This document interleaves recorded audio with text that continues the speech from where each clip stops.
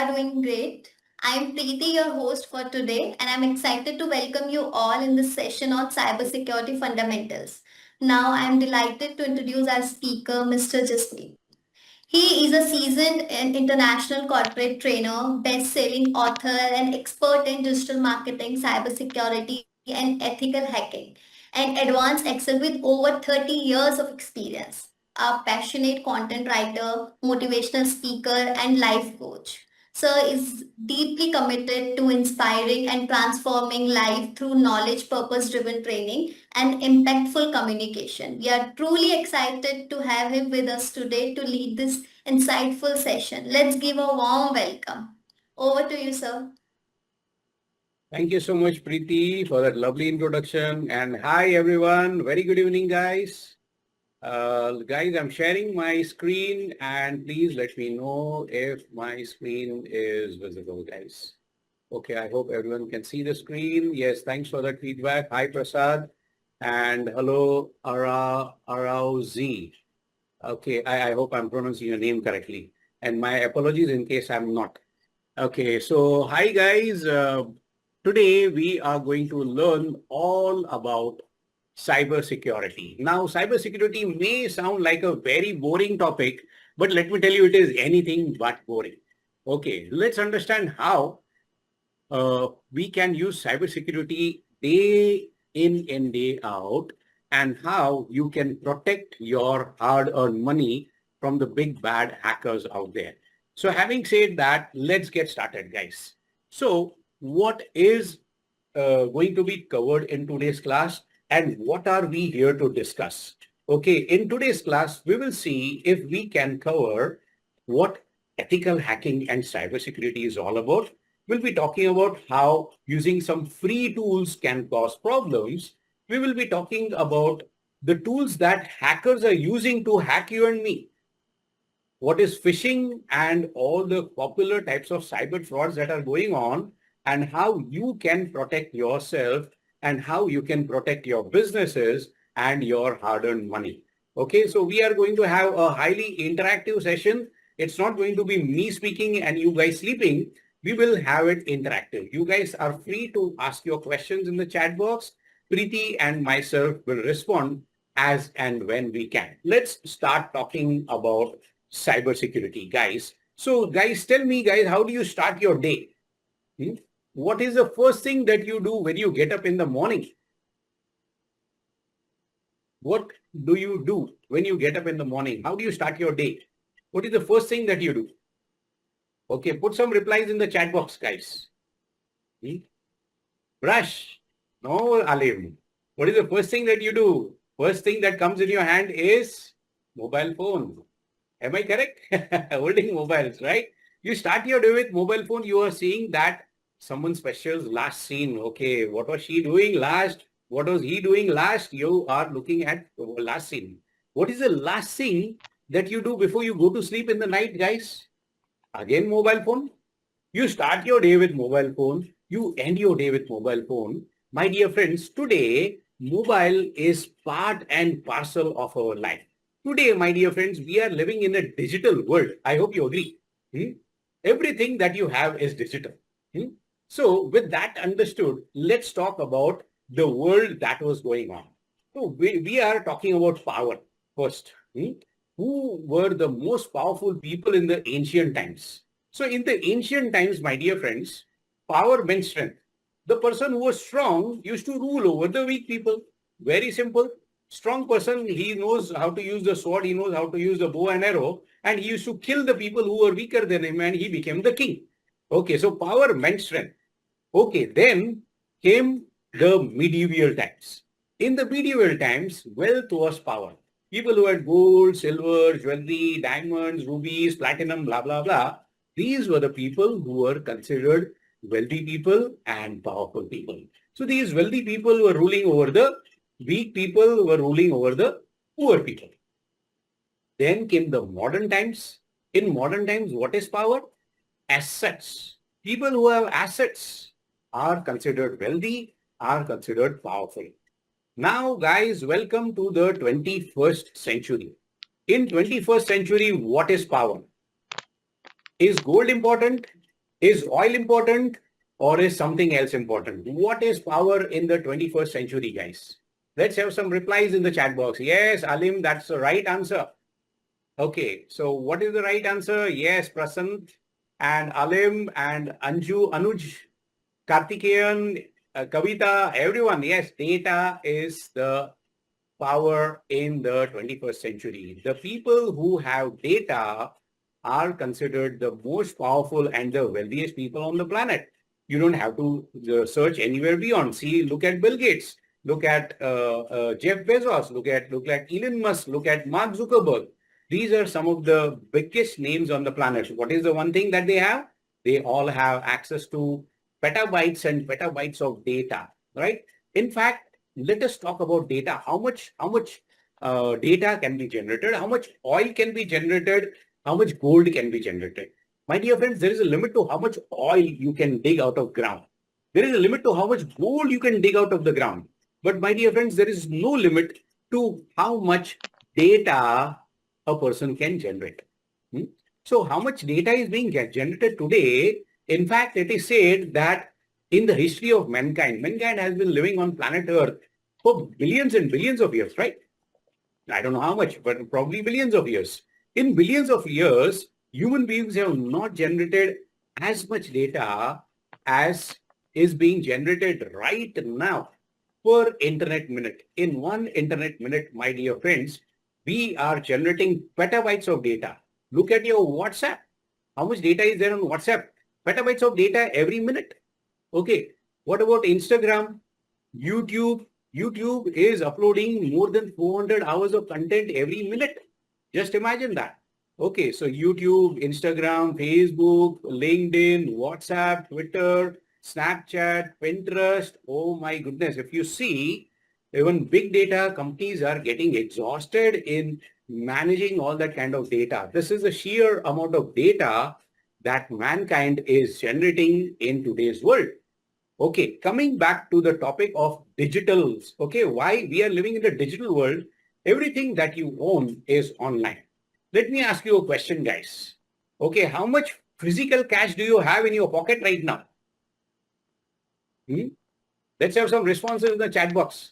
How much money are you having in your pocket, guys? Hmm? Where is your money? Hardly anything, right? Yes, Remy says hardly anything, very less, 500 rupees, 300 rupees, 100 rupees, somebody saying very good. Okay, couple of hundreds, that's all we are having. And where is the rest of your money? The rest of your money is in your bank, right? Where is your bank? Your bank is on your mobile phone. Your bank is on your laptop. My dear friends, your bank today is online. We are living in a generation where your bank is, where is your bank? You will tell me my bank is ICICI Bank, my bank is HDFC Bank, my bank is SBI Bank.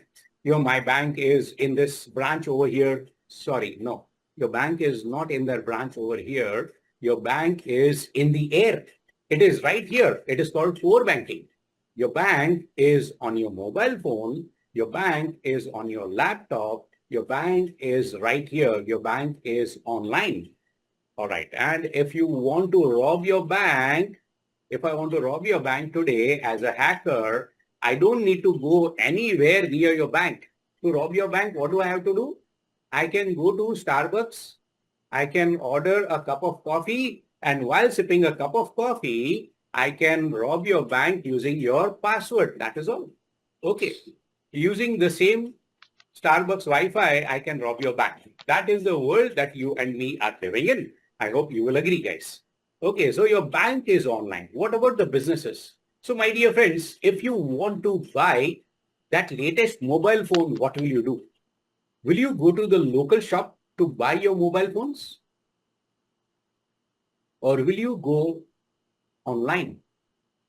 Where do we go, guys? Let's have some responses. No need for guns too. Absolutely correct. Yes, Arousing. So very few people, yes, Prashant does visit shops. What about the rest of us?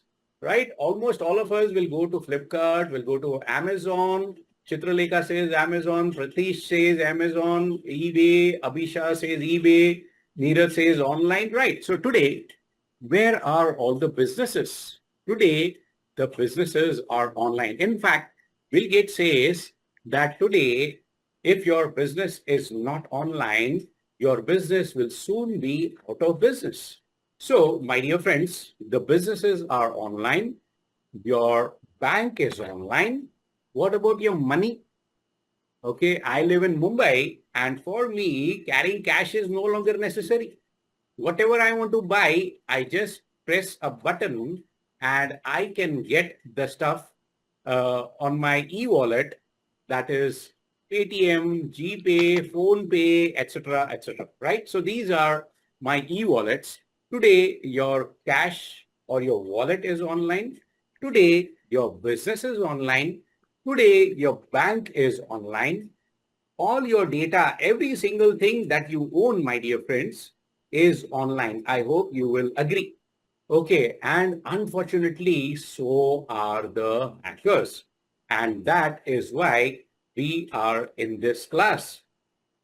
Okay, the most important question that you could ask yourself today is, if everything is online, how safe are my online assets? In simple words, what can happen and how can I lose all that data? So to understand that, we are going to talk about why the heck do we need cybersecurity? Why are we having this cybersecurity class in the first place? The answer is because just imagine you could get all your hard-earned money cleaned out in just a few minutes.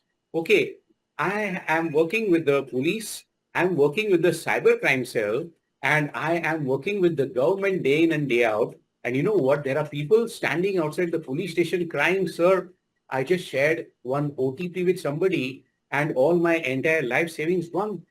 Okay, one tiny little mistake. I trusted somebody on the phone and now all my money is gone. So a hacker can steal all your hard-earned money. The hacker does not need a machine gun anymore. You don't need a Doom 3 bike to rob the bank anymore. You can just do that by stealing your somebody's password. That is all.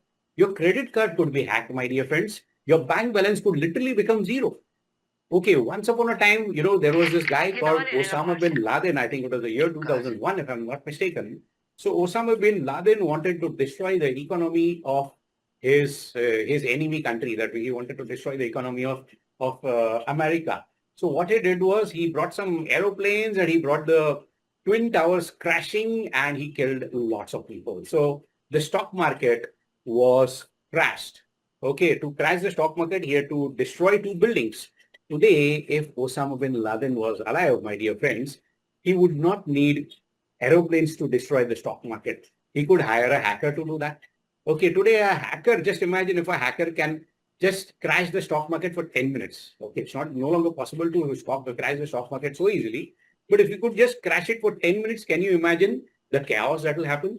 Can you imagine the amount of losses that could incur just in 10 minutes? We are talking about thousands and thousands of crores worth of losses just because the servers are not operating for 10 minutes. That is the world that we are living in, guys. Okay. Today, the trains could not run if the computers are not running. Today, the aeroplanes cannot fly because the computers are hacked. Okay, this had happened 6, 8 months ago. This is not something that we are cooking out or a fantasy. Okay. So today, remember, if you remember 6 to 8 months ago, almost 85% of the world came to a standstill just because Microsoft computers were not running because of a small bug. Okay, the aeroplanes could not fly, boarding tickets could not be issued, nothing was running. The roads were jammed, traffic signals were hacked, and nothing was working. Okay, the entire world came to a standstill. The only two countries that were running smoothly was Russia and China because they did not use Microsoft products. The rest of the world was completely at a standstill. Okay, we all remember that thing. And why did that happen? And just imagine that can happen any day, anytime. Now just imagine, my dear friends, let's talk about today. Okay, let us say that imagine that there is no internet. Just imagine that there is no power. What would happen, guys? Okay, what will happen if you just talk? Let's talk about that, guys. Let us assume that there is no power for the next 3 days. No internet. What will happen? Can you imagine? Hmm? Can you imagine living in a world without internet? Okay. If no internet is running, life will cripple absolutely, right? Just imagine. Yes, Sunil, you are absolutely correct. What happens? Just imagine the chaos. People will go mad. Businesses will become, yes, today your business, my business cannot work without the internet. I had, in one of my sessions when I asked it, okay, by the way, that session was of directors and CEOs of the company. They said, Jasmine, after 2 days, I will not even have money to buy a packet of bread. He says, I'm only having 500 rupees. In 2 days, my money will be over. Third day, I will starve. So I'll not even have money to buy a packet of bread because nobody is carrying cash nowadays.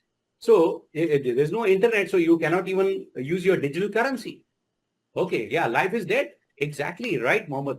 Yeah, so that's it. So if there is no power today, literally everything will stop working. And this is not a doomsday scenario. This is something that can happen today. This is something that can happen now. Okay, because we are living in a digital world, right? So now that you know the seriousness of it, let us talk about the Kaseya attack. The Kaseya attack, okay, you may have heard of ransomware. What is ransomware, my dear friends? Let's talk about that. What is ransomware? Anyone heard of ransomware? Some of you may have heard of it. So what is ransomware? Yes, Alim is responding in the chat box. What is that? Alim and Prashant, what exactly is ransomware? It's a virus, Mangesh is saying. Ujjwal is saying yes. Kavita is also saying it's a virus. It's a malware. Yes, Alim, yes, it's something malicious. Yes, it blocks access. Sunil Kumar is saying with encryption and asks for money. You receive a link. That is virus malware. Yes, Priya. So let's try to understand ransomware in simple words. What is ransomware? The hacker will hack into your database, and the hacker will not steal your database. They will just encrypt it. They will encode it. Means in short, they will put a password coded into your, you can say, your database. So now, if you want to open your database, if you want to unlock your database, you need the key. Okay. And if you don't have the key, it is, if you tell me to open it, I'm an ethical hacker. If you invite me to open the key, it will take me 400 years, or it might take me 10,000 years, or it might take me 1 million years to crack that password. Oh my goodness. So what is the solution? You have no solution but to give the money to the hackers. So this is called ransom. They are holding your data at ransom, and the only way they will release your data is if you pay them money.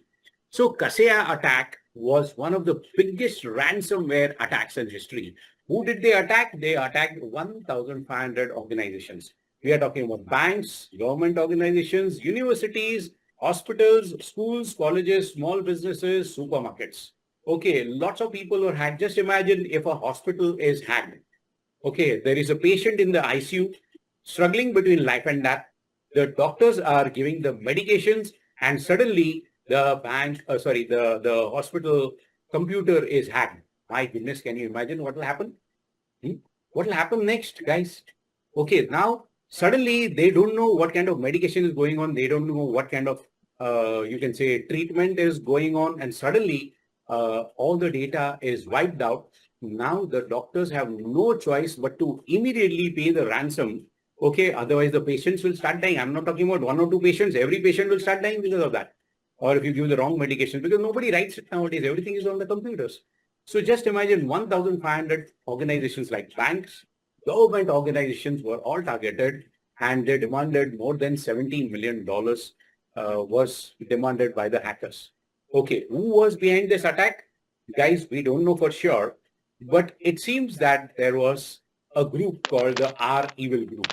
The R Evil Group is that same exact group who in the year 2020, they attacked SolarWinds, they attacked Microsoft, and they attacked VMware. By the way, these are the top IT giants on the planet. SolarWinds, my dear friends, is itself a cybersecurity firm. Microsoft, of course, I'm showing you my presentation in Windows and in MS Office. Both of them are Microsoft products. And everybody has word of VMware. These are the top IT giants. Even their intellectual property was stolen. They stole data from NASA.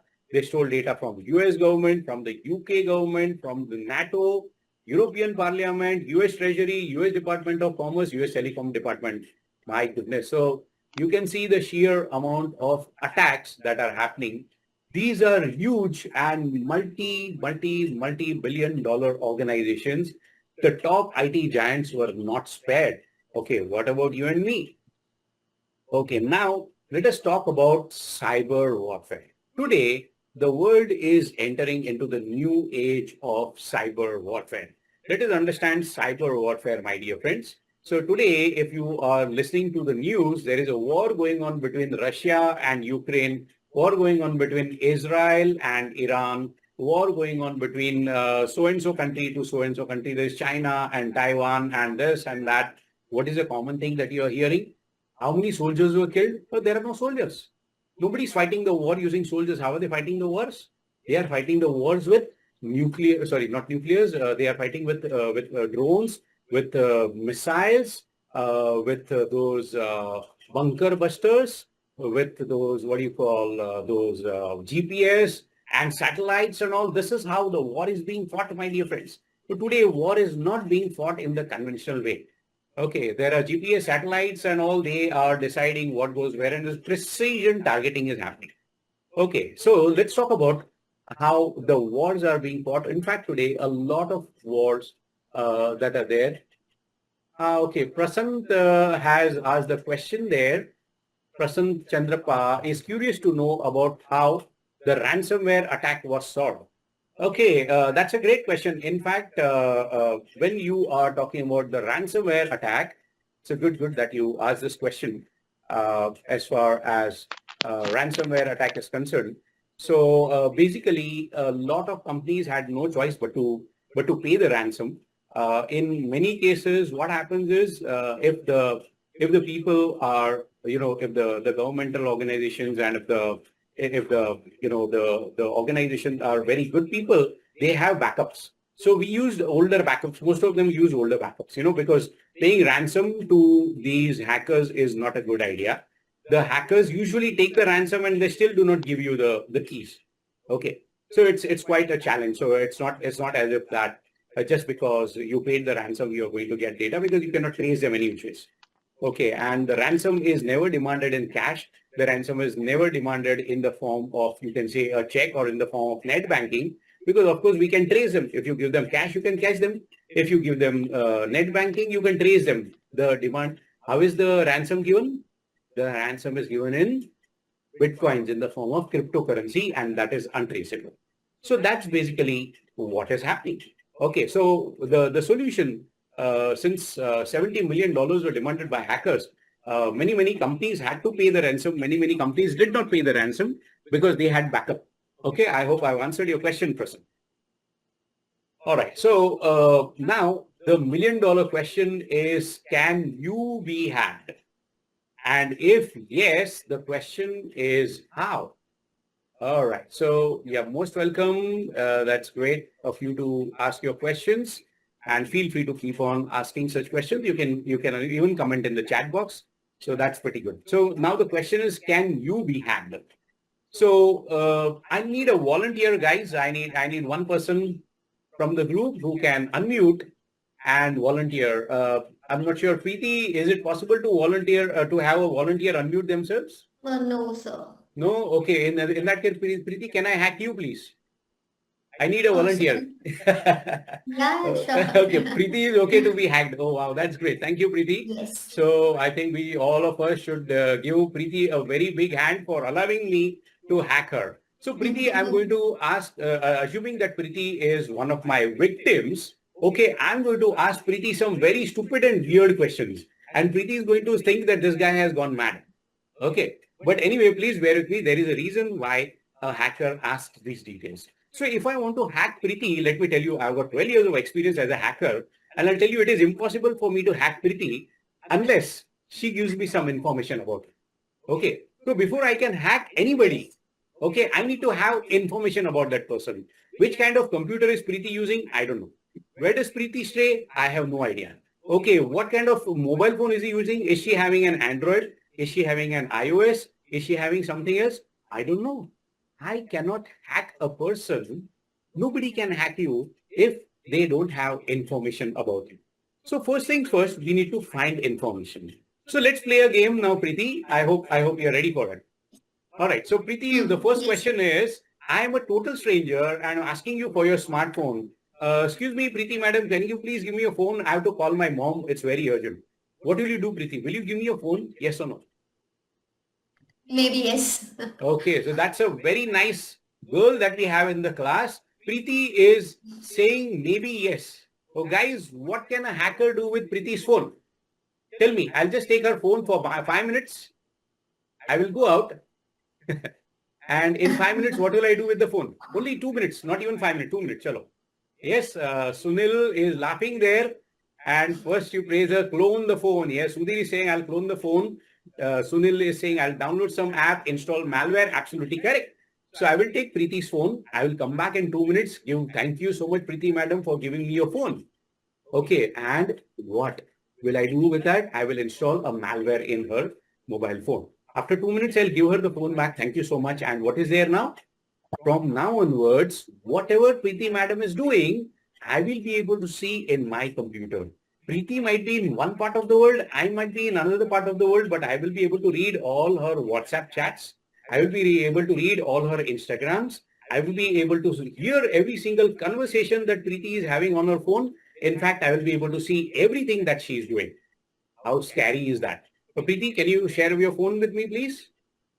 No. Now she is not ready to do that, right? So rule number one, do not trust a total stranger. Mummy and daddy told us, right in childhood, don't trust anybody. They knew what they were saying. Now again today, so many years later, a hacker is coming and telling you the same thing. Don't trust anybody with your smartphone. Unless you can see what that guy is doing and only if they are in front of you, okay, then only then you should be a good person. Otherwise, please do not lend anybody your smartphone. Okay, let's continue playing, Preeti. Now, Yes. can you allow me remote access to your camera? Your mobile phone has got two cameras, one on the front, one on the back. What will be your answer? Never. Never, she's saying. Okay. Now, guys, so now Preeti is very clever. She will never give me access to her camera. She's saying, Pagal ho gaya kya? Are you crazy? I'll never give you access to my camera. But you know, man, guys, I have a magic mantra with me. When I utter the magic mantra, Preeti will say yes to all these questions. Okay. She's saying no right now, but she will say yes. And everyone in the class will also say yes. Okay. Magic. Okay. Now, what is your address and location, Preeti? She's saying, I'm not going to give you. Are you crazy? She's saying, right? Correct? Yes. Remember, you should not trust anybody Yes. with your address or your location. How about your contacts? I want to see all the contacts on your mobile phone. No. So Preeti is politely saying no, but in the mind she's saying, get lost. Are you crazy? Who in their right mind will give contacts? I told you I'll ask you crazy and stupid questions. Okay. Now, Preeti, what about your Wi-Fi password, please? She's saying, No. I'm not given to my handsome neighbor also. How can I give it to you? Get lost, she's saying. Okay, what about your Yes. photos? What about your documents, files, and all media? Again, Preeti is No. telling me, get lost. I'm not going to give you all these details, right? So you see Yes. that nobody in their right mind will say yes to this, my dear friends. But in 2 minutes, everybody in the class is going to say yes, including Preeti. Okay, let's talk about how we do that. All right, so how can we do that? Now let's talk about something else. Let us talk about WhatsApp. How many of you are using WhatsApp? Please put a one in the chat box. How many of you are using Instagram? How many of you are using Facebook? And how many of you are using YouTube? Everyone, right? And now tell me, guys, what is the subscription fees for WhatsApp, Instagram, Facebook, and YouTube per month? How much Zero. subscription fees you're giving? Oh my God. You're saying it is free? Oh, then how do these poor companies make money if they're giving you everything for free, guys? Data. What are they taking from you? Data. Our data they are taking. What kind of data are they taking? Let's take a look at that. So Yes. WhatsApp, Facebook, Instagram, YouTube are multi-billion dollar giant companies and they are giving you everything for free. So these poor companies, they are making money by whenever you are installing their products, they are giving you a form that looks like this. Okay. What is this? Device and app history. So by history, I'm not talking about Mahatma Gandhi or Rana Pratap. By history, we are talking about what have you been doing on your device? What have you been doing on your mobile phone? It is asking you for identity. Who are you? Where are you living? What is your location? What is your address? It is asking you for your contact details. Okay, all the contacts that are on your mobile phone, photos, medias, files, remote access to your camera and Wi-Fi connection. 2 minutes ago, everyone in the class, including Preeti, said no to that, my dear friends. But let me tell you, the hacker has already stolen your data. But this is how the hacker hacks you, not by asking you to give your password, but by taking away your password and you'll not even come to know. How does a hacker take your data? By giving you something for free. What is that magic mantra? That magic mantra is FREE. Okay. So when somebody gives you anything for free, they are taking a lot of stuff away from you for free. Okay. And we don't even come to know. This is how it is done. So one magic rule, golden rule number one that you should always remember, my dear friends, is that never, never, never give anybody any details about you. Rule number two is there is no free lunch. Nobody gives you anything for free. Okay, let me continue asking you the question, Preeti. My next question is, Preeti, if you had a maid servant coming to your home and saying that, Madam, I'll clean your home for free, will you allow the maid servant to sweep your home for free? Nobody does anything for free, actually. Why? Why not? Why not? He's just cleaning your home. Why will you not allow? I will allow if someone will say, but I don't think it will ever Okay. happen. Okay. No, no. But why would they not? Why would, what would happen if you allow somebody to, hack in, to allow somebody to enter into your home? Because now Preeti is not allowing anybody to sweep her home for free because she knows that if I allow the maid servant to enter into my home, she will clean my house. I hope you understood. She'll completely clean my house, right? We Yes. understand that on the physical world, but we do not understand that in the digital world. In the digital world, we allow the maid servant to come and clean our laptop for free, like this.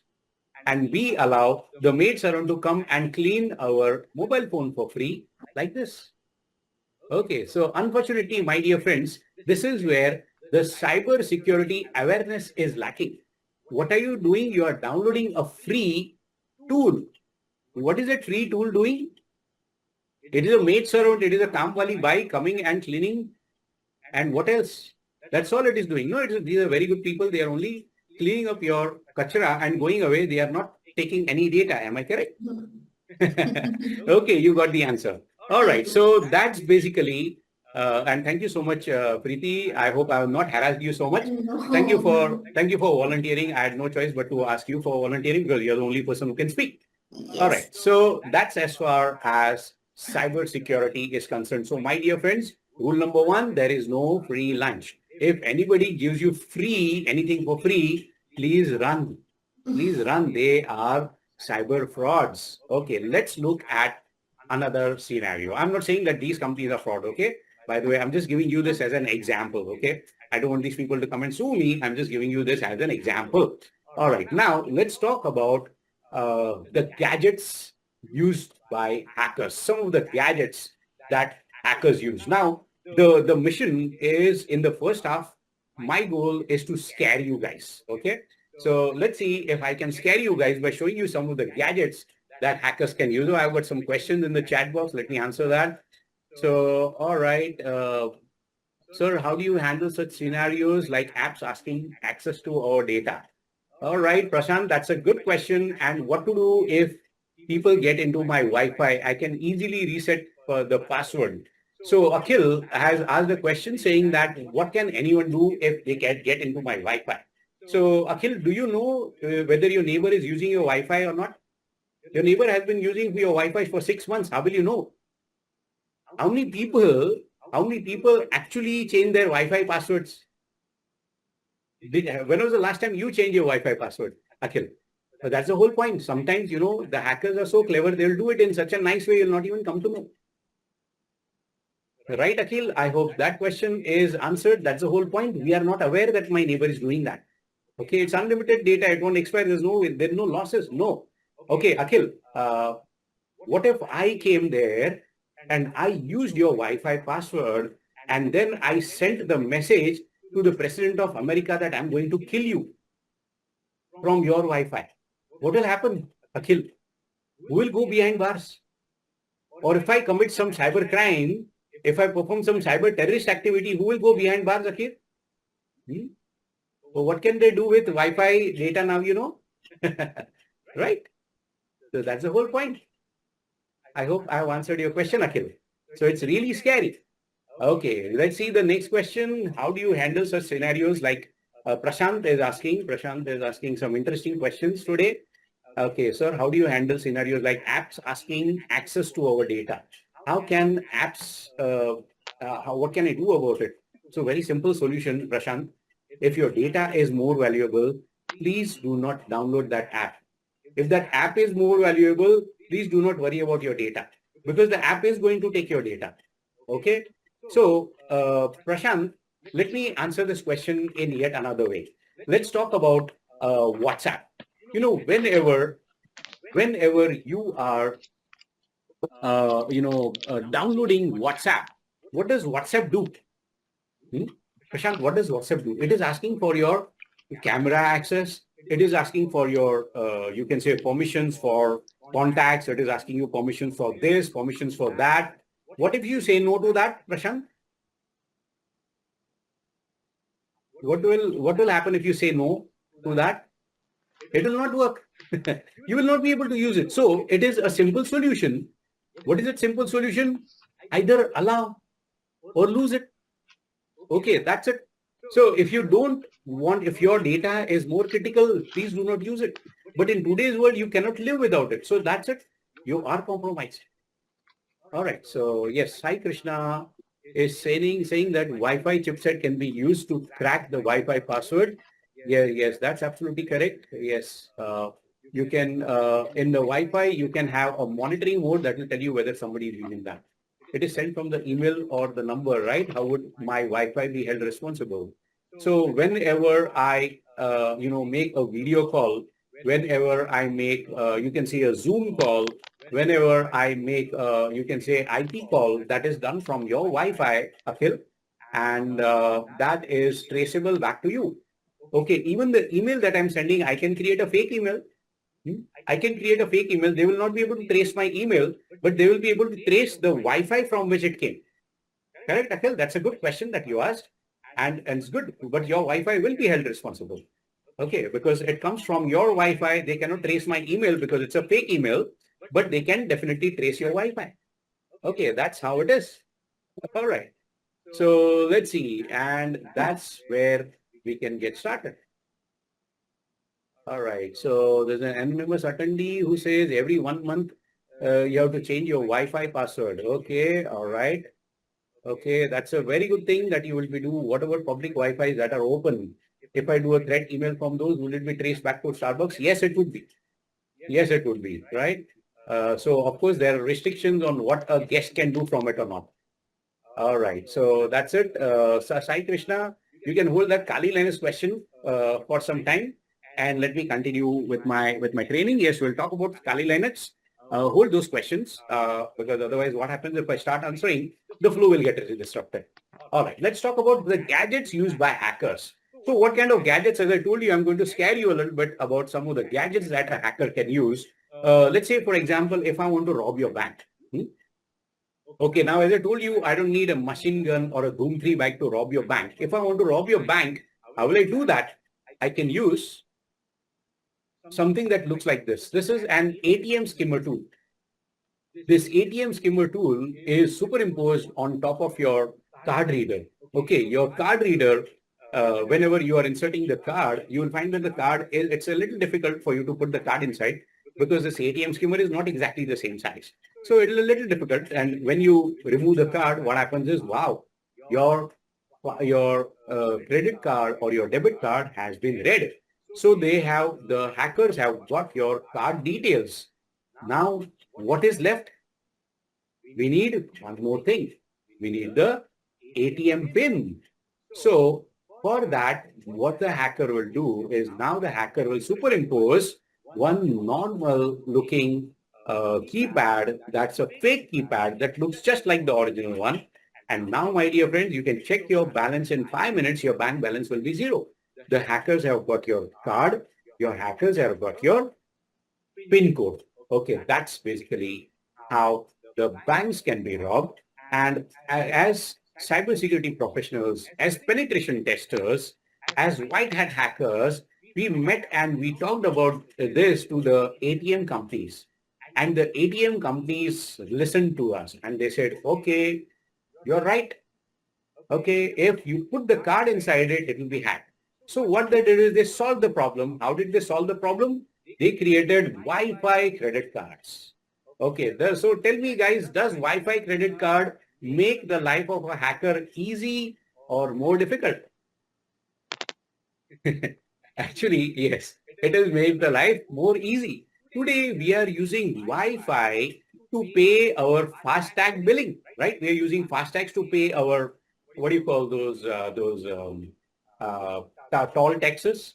We are using those whenever you want to, open the doors to your offices. You are using those cards whenever you, let's say, you are paying some money in McDonald's, or maybe you are taking that metro railway ticket, right? So we are using this Wi-Fi credit cards. So my dear friends, if you've got this lovely looking Wi-Fi credit card in your pocket, I have got three of them.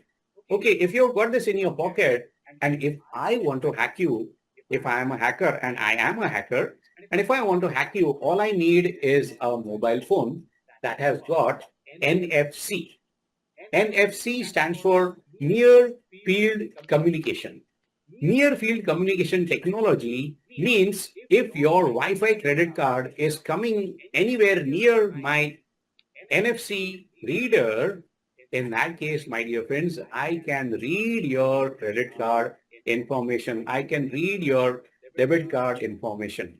So I will come near you. Let's say I will come near Prashant and I'll say, excuse me, Mr. Prashant, can you guide me to the nearest McDonald's? While Prashant is guiding me to McDonald's, I'm just moving my mobile phone around him. And now the cheeseburger that I'm eating in McDonald's is with Prashant's money. Scary, isn't it? So that is Wi-Fi credit cards. So you have to be careful. Now that I've scared you about Wi-Fi credit card, let me also show you the solution. Okay, there are two ways in which you can prevent this Wi-Fi credit card from getting hacked. Point number one. Point number one is that you will have to what? You can you can lock your debit card, you can lock your credit card, you can go online. Let's say you're having an ICICI or HDFC Bank debit card or credit card. You can go online and you can lock your credit card. Only when you want, you can use it. Rest of the time, it remains locked. So that is good security. That is a simple digital locking solution that I can give you. The other solution is non-digital. Okay, in the second solution, it's a very fantastic desi solution. If you are using those, aluminum foils to keep your food warm, use that aluminum foil to wrap your digital Wi-Fi credit card. So now your Wi-Fi credit card is completely secured, and even if I'm moving my mobile around it, I will not be able to read your Wi-Fi credit card. So please keep it in the aluminum foil. Whenever you want it, remove it. After that, put it back in. That is a good solution for Wi-Fi credit cards. If your parents are using it, if your family members are using it, if your friends are using it, please suggest this solution to them so that they do not get pickpocketed by Wi-Fi hackers like me. All right. Now let's scare you even more. Okay, let us talk about hidden spy bulbs. Okay, now guys, you can see that this is looking like an ordinary bulb. Okay, that CFL bulb or the LED bulb that you're having in your home. But this is not a normal bulb. It only looks like a normal bulb. It is a camera. Okay, we are installing these cameras in people's homes for two reasons. Okay, one is just to see whether that maid servant is taking care of the senior citizens properly, or we are seeing whether the maid servant is taking care of the kids properly. Because the parents are all working, both the husband and wife are working couples. So the kids and the senior citizens, they are handled by the maid servant. So is it maid servant doing a good job or not? That is why we are using this hidden spy bulbs. Unfortunately, these hidden spy bulbs can be used for the wrong purposes also, and that is why we are having this hacking class. Okay, so this can also be used by these people for what? Of course, you know the answer. The husband wants to know whether his wife is cheating on him. The wife wants to know whether the husband is cheating on him. So the husband has gone out of India or gone out of station for a few days. How does he know? So he will install this spy bulb. So this is responsible. This spy bulb is responsible for a lot of divorce cases and also a lot of fights between boyfriends and girlfriends.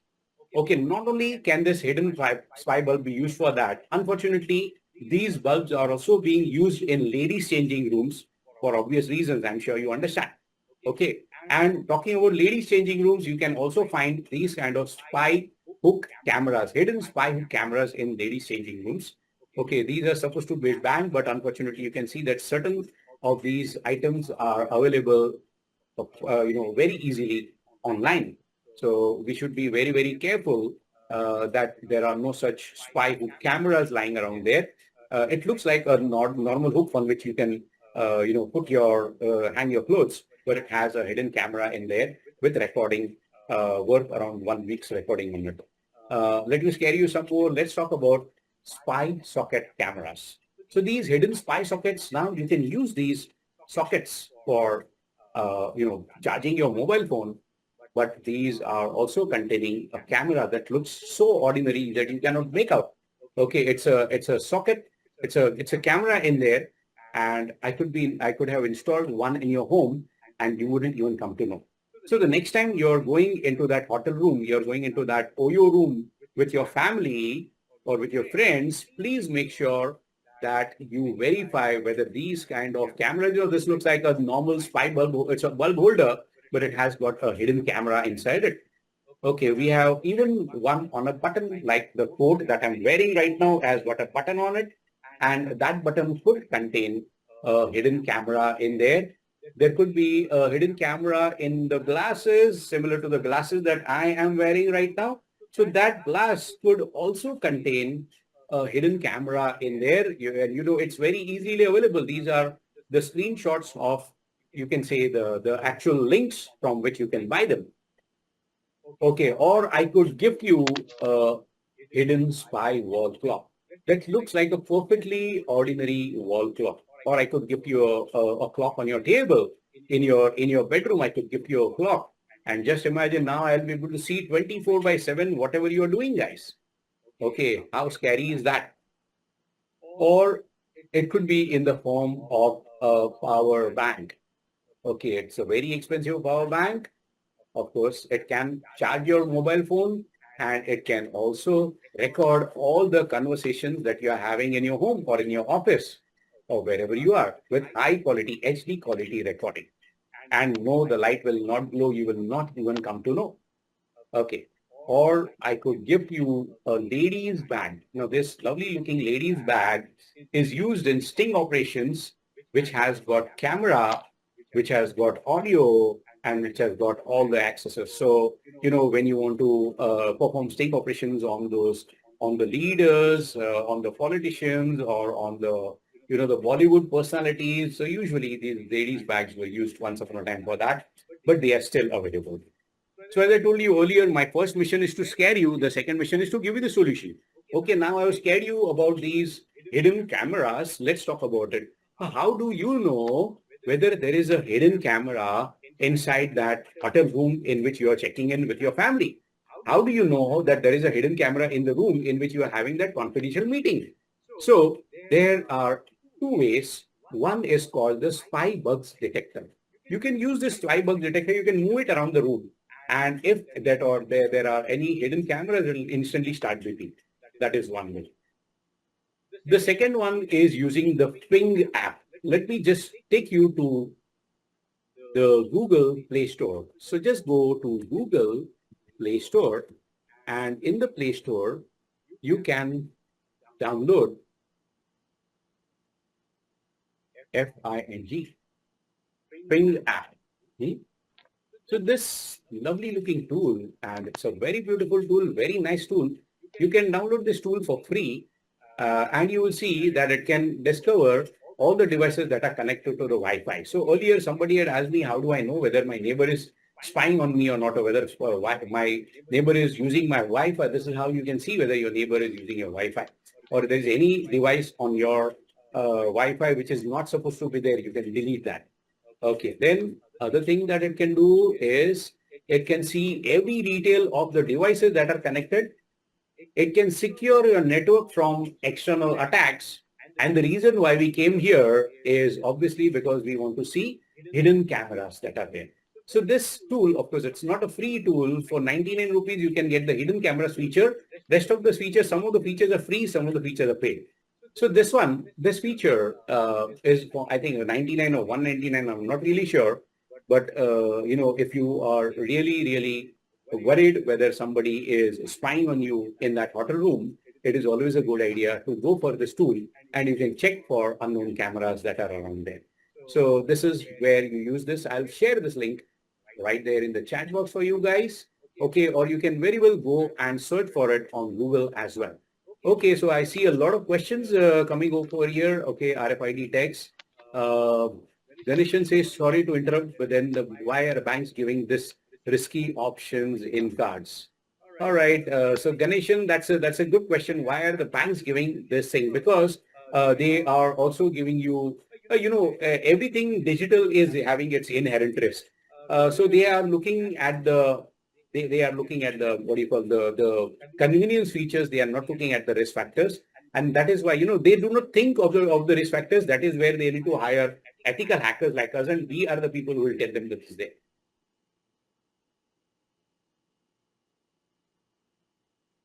So, okay, so now Sunil is asking if this is free, so how to trust it? It's not free. It's not completely free. All right, so yes, Ganeshan, and right, Sunil, it's not completely free. There are certain features that are free, certain features that are not. All right, so yes.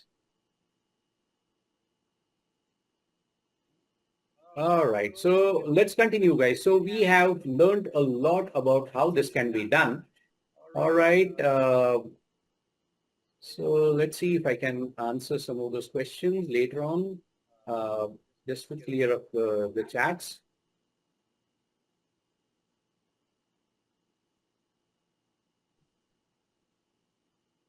All right, fine. So let's go out and let's continue our topic. Okay, so we understood that we need to either buy spy bugs detectors or we need to use some smartphone apps.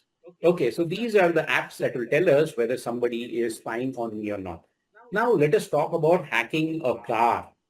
Okay, so my dear friends, if you want to drive that latest Audi, if you want to drive that latest BMW or that Rolls-Royce or any Maybach or any of your favorite cars, okay, car hacking has become very easy nowadays. Okay, how do people lock their cars? Once upon a time, people were locking their cars using these kind of devices. Okay, we had those, those keys. Okay, you press the key, the car is opening. You lock the key, the car is getting locked. But today we don't have lock and key concept. Today, how do we lock our cars? Press one button, right? That's it. So this is the Wi-Fi RFID, remote control. You press one button and the car gets locked. You press another button, the car gets opened. It's that simple.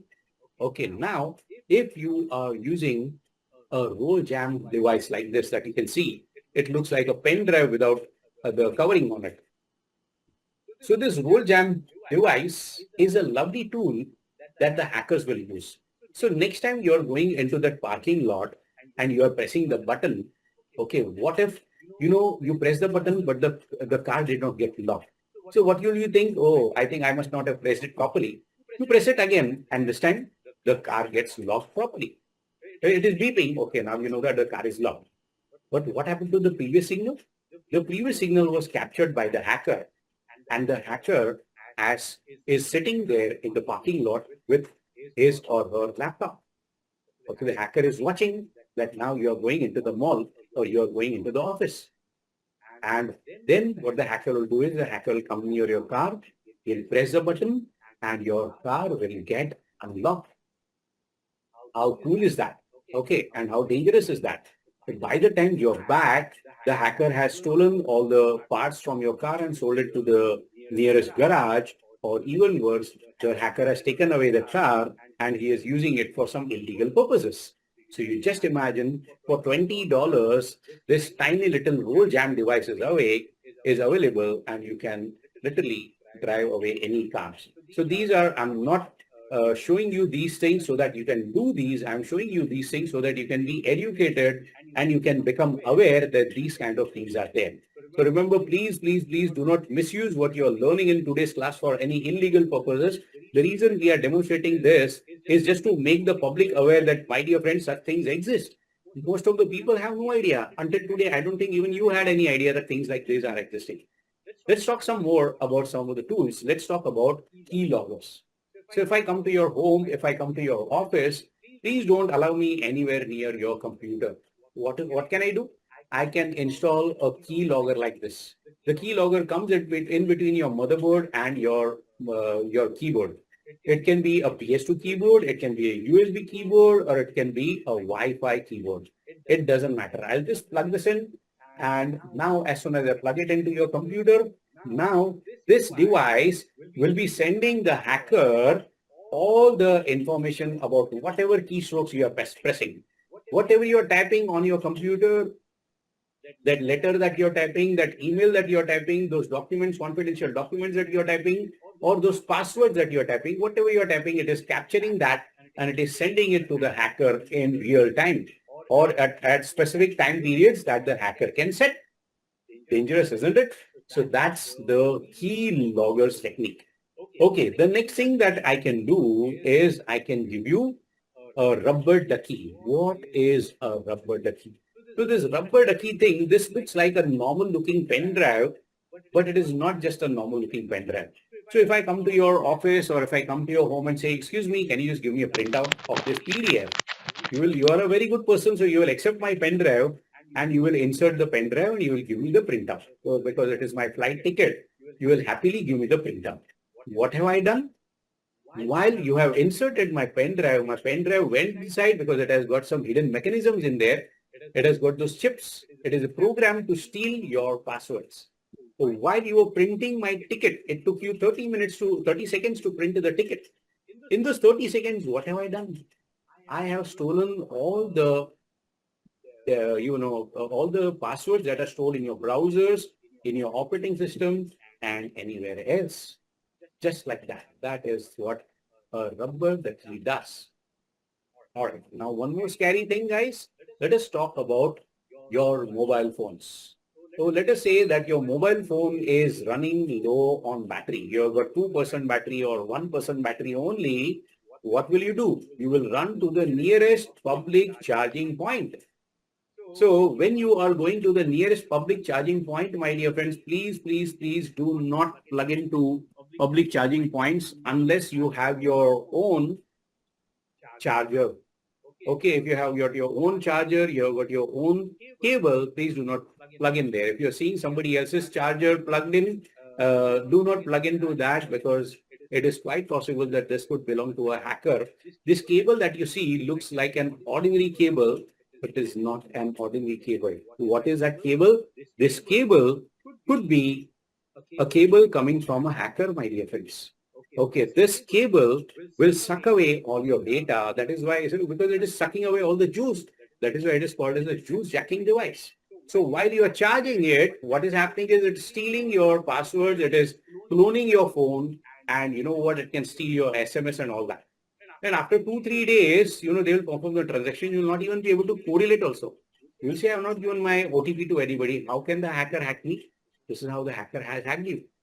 They will not do it immediately. You will not even come to know sometimes, right? So that's basically about the juice jacking. So next time, if you are low on power, do not connect to the public charging point. Just call up your friends, families, and tell them that I'm not in contact. Once I'm in contact, I will get in touch with you. I'm just having 1 or 2% battery. Don't worry, I'll come home. Okay, but do not plug into juice jacking devices like this. Unless you can trust it, do not connect it. It's very, very dangerous. All right, now let's talk about our favorite, WhatsApp. So if I want to hack your WhatsApp, All I need is your mobile number.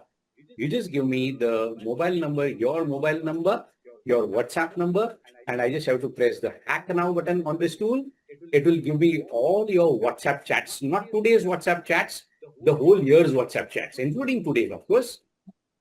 All the videos that you saw, all the images that you saw, all the videos and images and chats that you've seen and deleted, they are deleted from your device. They are not deleted from the server.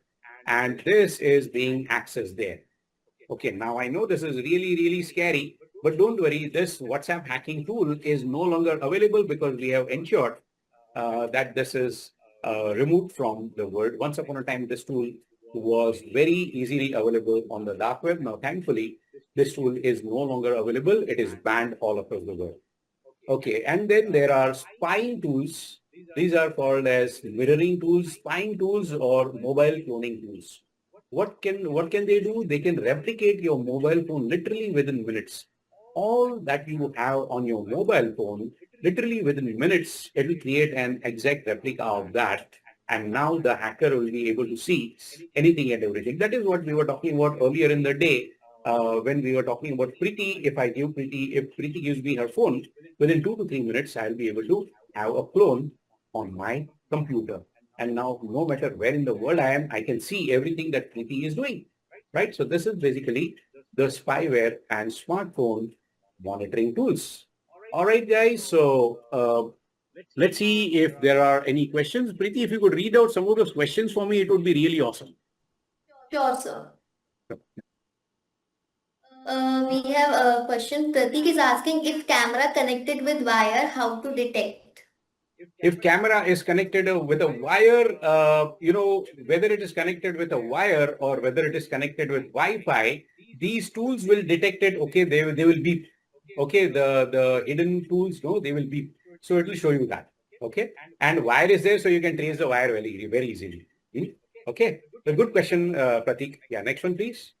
Yeah, okay. Akash is asking why it is risky to enter credit card information over public or encrypted Wi-Fi.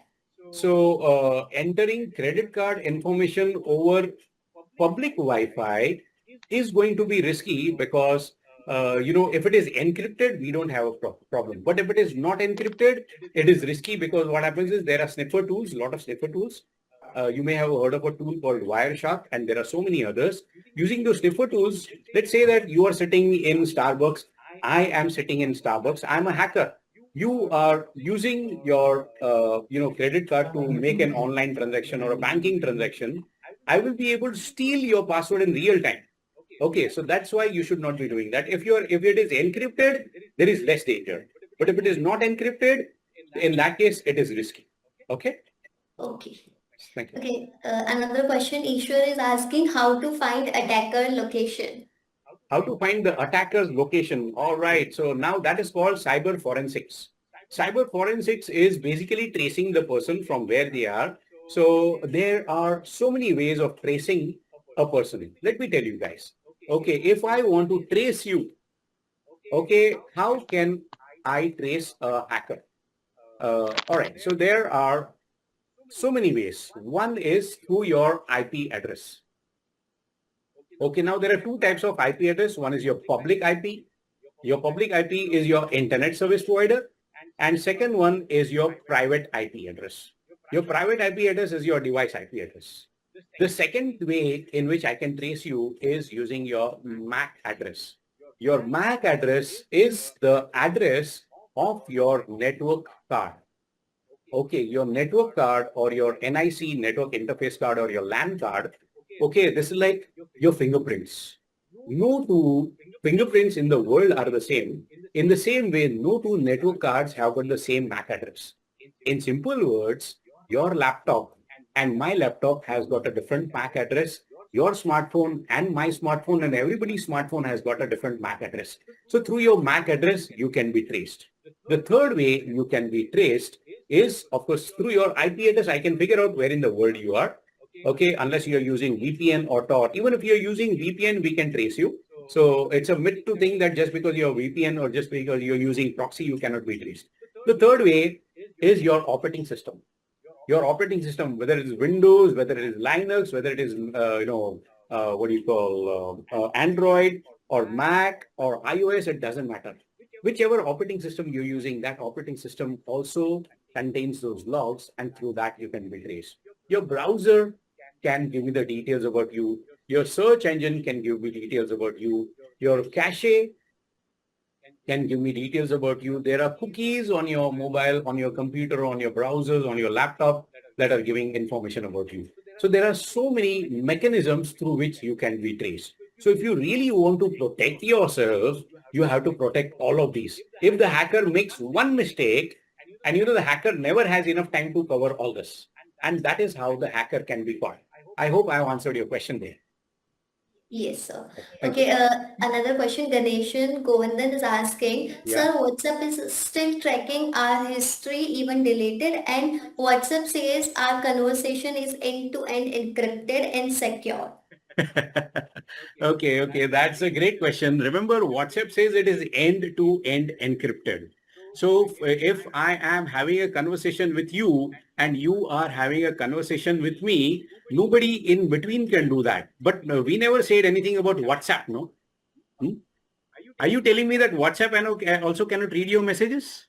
Yes. Okay, if that is what you're thinking, my dear friends, in that case, I suggest that you go to YouTube, okay? And on YouTube, you check out one video of Mark Zuckerberg being questioned about Mark Zuckerberg, okay, being questioned about security. Hmm? All right. And you will see that he is always being asked. This is a child safety hearing. There is AI security. He has been talking about privacy. Okay, there are no privacy rights. I just suggest you to go through some of these things there, and you will come to know, my dear friends, you will come to know that Facebook, Instagram, WhatsApp, Messenger, even unfortunately, even these are not secure platforms. Okay, they are trying their level best to improve the security, but nothing is unhackable. You will see that he was questioned by by the senator of the United States, and the question that he is asking are very very fierce questions, very very these are privacy related questions that are being asked there. Okay, I hope I've answered your question there, right? Actually, in their recent advertisement now, they Uh-huh. are saying this thing that your chats are end-to-end encrypted. Here in Gurgaon, like if you go to Cyber Hub, there's Yes. a huge poster of Okay. WhatsApp where they are Okay. saying this thing. Okay. So yes, end-to-end encryption. So in between nobody can hack, but that doesn't mean that the servers themselves cannot be hacked. And you can Oh, see that the servers have been hacked, and that is the security aspect that we are talking about here. Okay. oh, oh, oh. So yes, thank you for that question. That was a lovely question. Okay. So Yes. actually, we have so many questions. That's great. Okay.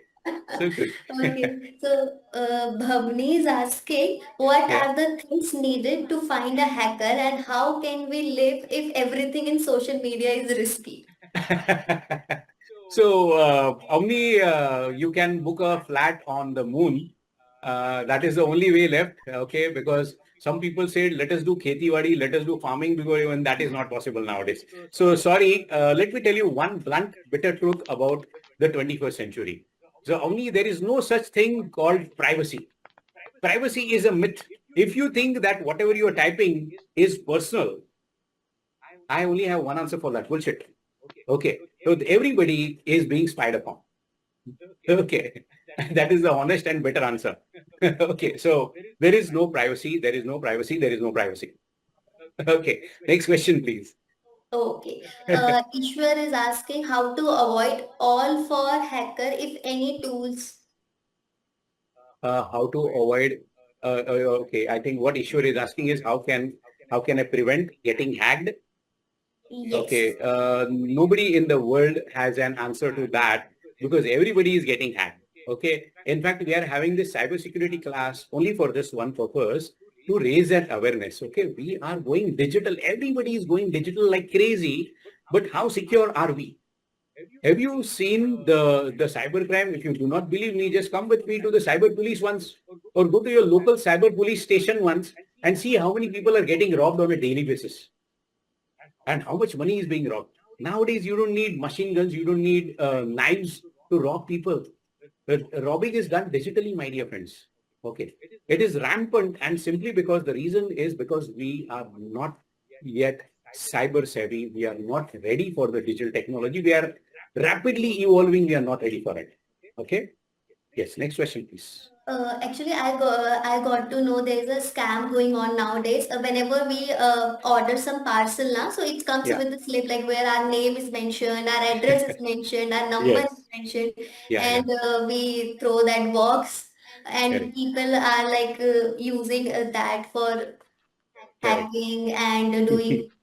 Yes, so true, so true. Yes, yes, yes. So just imagine, even your dustbin can get hacked.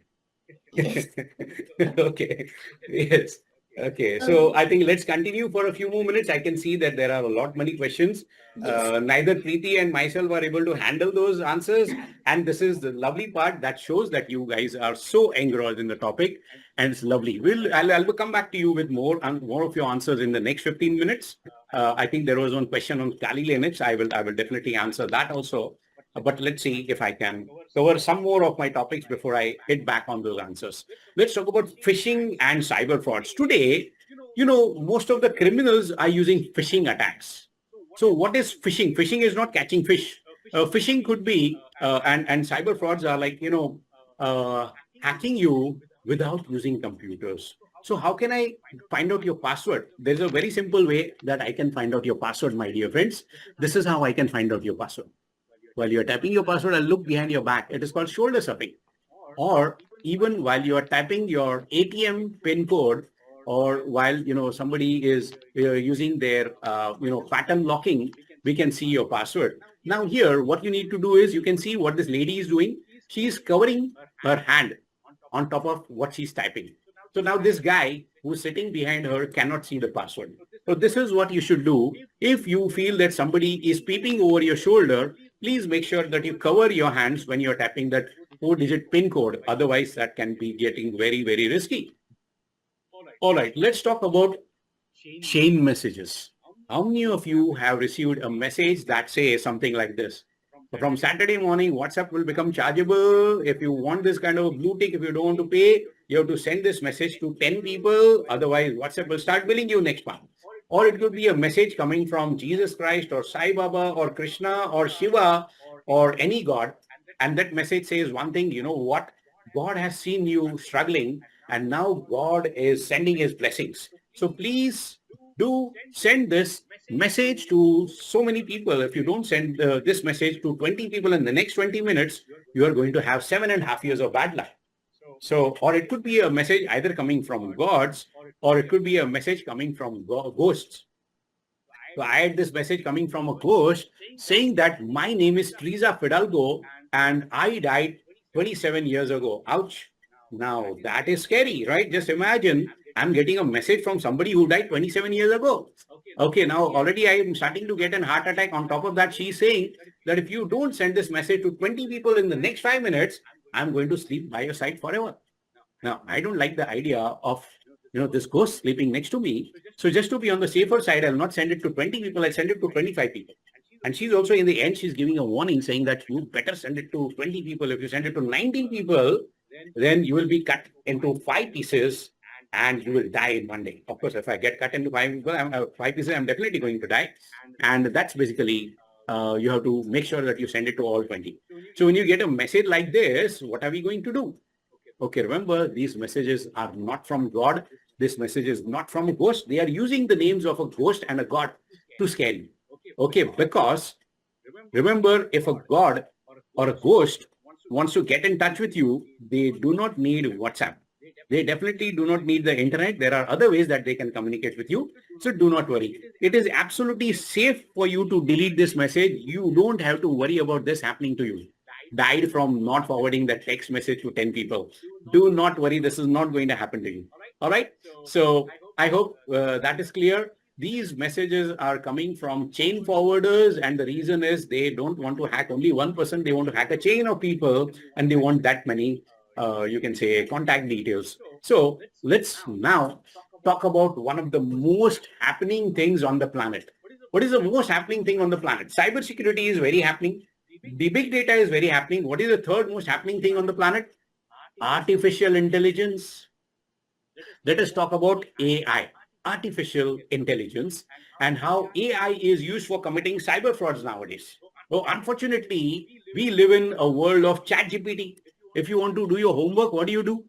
You copy paste from ChatGPT and give it to your professor, sir, homework ho gaya. And that's it. Your professor is very happy. Okay, how is that poor fellow going to come back? Right? So today we are using ChatGPT, we are using artificial intelligence. It is part and parcel of our life. Most people are not aware that you're using ChatGPT or sorry, AI in so many things. You're using Netflix. Okay. So Netflix is showing you the next movie. It's suggesting you the next movie. That is AI. It is looking at what you're searching for and knows that you'll love this movie. Okay. When you are using Amazon, if Amazon is recommending the next product to you, that is AI. Siri and Alexa understanding what you're saying, that is AI. Email services, classifying your spam messages, that is also AI. AI can help you in analyzing, let's say if you've got an MRI scan, if you've got an X-ray scan, it can help you in detecting the disease, that is AI. Okay, and self-driven cars are making sure that there are no road accidents. They are able to detect the pedestrians. They are able to detect the traffic lights. They are able to plan the routes. Whenever you have used Google Maps to go somewhere, you have used AI. So artificial intelligence is there in our day-to-day life. We are using AI not only here, we are also using AI in our offices. Where are we using AI? It can proofread, it can write, and it can improve your emails and documents and your reports and proposals within minutes. Okay, your smart assistants today can book your meetings, they can set your reminders, they can coordinate across your teams. Okay, AI can analyze huge amounts of data, they can generate summarized reports, something that takes you and me weeks to happen. AI can do that within seconds. You have used that, you know that, right? AI is taking customer support to another level.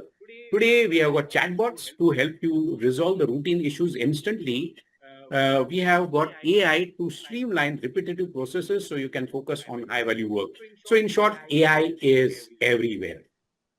You and me, we are all using AI. Now let us talk about the dangers of AI. So what if is AI a good thing or a bad thing, guys? What do you think? Hmm? Is it good? Is it bad? What is your opinion? Okay, Seema says it is both. Correct. Yes, it is both, right? So it can be a boon or it can be a curse. We do not know for sure. So what if the next attack was not by a human being? So I'm not talking about aliens. I am talking about non-human artificial intelligence. You saw today everything we own is digital. We also saw today that we cannot live without AI. AI is doing every single task. Now, what if these two are combined? Just imagine if cyber criminals can use generative AI, they can perform hacking tasks. So usually, a hacker has to be a very clever person with a lot of advanced skills. But using generative AI, it can be a Dumbo. It doesn't need to have any knowledge, just the right prompt. And this fellow can hack, like a professional hacker. It's become that scared. Okay, so with generative AI, one single person can launch sophisticated attacks, sophisticated scams, convincing fake email addresses, and they can even develop malware just like that on the fly. So that is the scary world that I am talking about. Let's talk about some of the things that an AI, generative AI can do for cyber attackers. So it can write uh, phishing emails for us. There is something called deep fake frauds, LLM, that is large language model jailbreaks, and AI can also generate malware. In fact, let us talk about deep fakes. So these deep fakes can actually create a video of one celebrity saying something that they will never say. Okay, you can use AI and feed in whatever I'm saying right now. We have got a 2-hour session, right? So you can use my recording. You can put that inside AI, and you can make me say things that I would never normally say. And just by even a 3-minute video recording of mine, you will be able to create a deep fake. Whatever you type, my avatar, my digital avatar will say and do whatever it is. In fact, unfortunately, this is used for creating deep fakes of people like Barack Obama, this one, Narendra Modi, Donald Trump, and any celebrity or, a person that you name. The scariest part of deepfakes is deepfakes can also be used to create bonds. Okay, so if you are creating, let's say, if you are uploading your WhatsApp DP, okay, everyone nowadays, it's very popular to upload your DPs, right? So using your DP, a person can create a complete deepfake bond. Let me show that to you. Okay, just go to Google. I'm not going to show you the bond, don't worry, but I'm just going to give you an idea of how that can happen. Just search for deep fake celebrity porn, deep fake celebrity voices, and so on and so forth. So just like that, my dear friends, you have got celebrity porns over there. You can search for deep fake. So let's search for deep fake celebrity voices, and so much more. So you can make a celebrity say anything. You can create a fake voice, a fake video, and a fake anything. Okay, now I used to enjoy using deep fakes. Okay, whenever Iron Man removes his helmet, it's showing my face. I used to love that. Or Spider-Man taking off his mask and showing my face. That was awesome. But then I realized that this can also be used for creating porn videos, and that was bad, right? So in fact, a lot of people, I have got a lot of, cybersecurity firms and a lot of, police stations who are approaching ethical hackers like me to trace these kind of things. So in fact, it might happen that some of your friends, some of your relatives, some of your close buddies could have their deep fakes generated. They might not even come to know. But in case you find something like that, you can always go to stop no CII, stop ncii.org, and go over here. And on this, in case somebody has uploaded, you can say a deep fake, or somebody who has threatened to share your intimate images, you can create a case over here.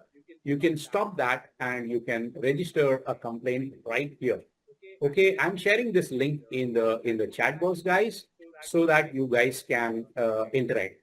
Okay, and how do you make out it's a fake? Oh, that's a very good question that Seema has asked. How do I make out that this is a fake? Actually, it's nearly impossible to do. Okay, having said that, there are a lot of tools that can try. So, deep fake video detector. Okay, but honestly, they are not as good. They are not so good. Sometimes they can detect, most of the times they cannot detect. Okay, so the only thing that you have to do is you have to use your discretion. So there was this real case about a CEO who had a Zoom call with his financial head.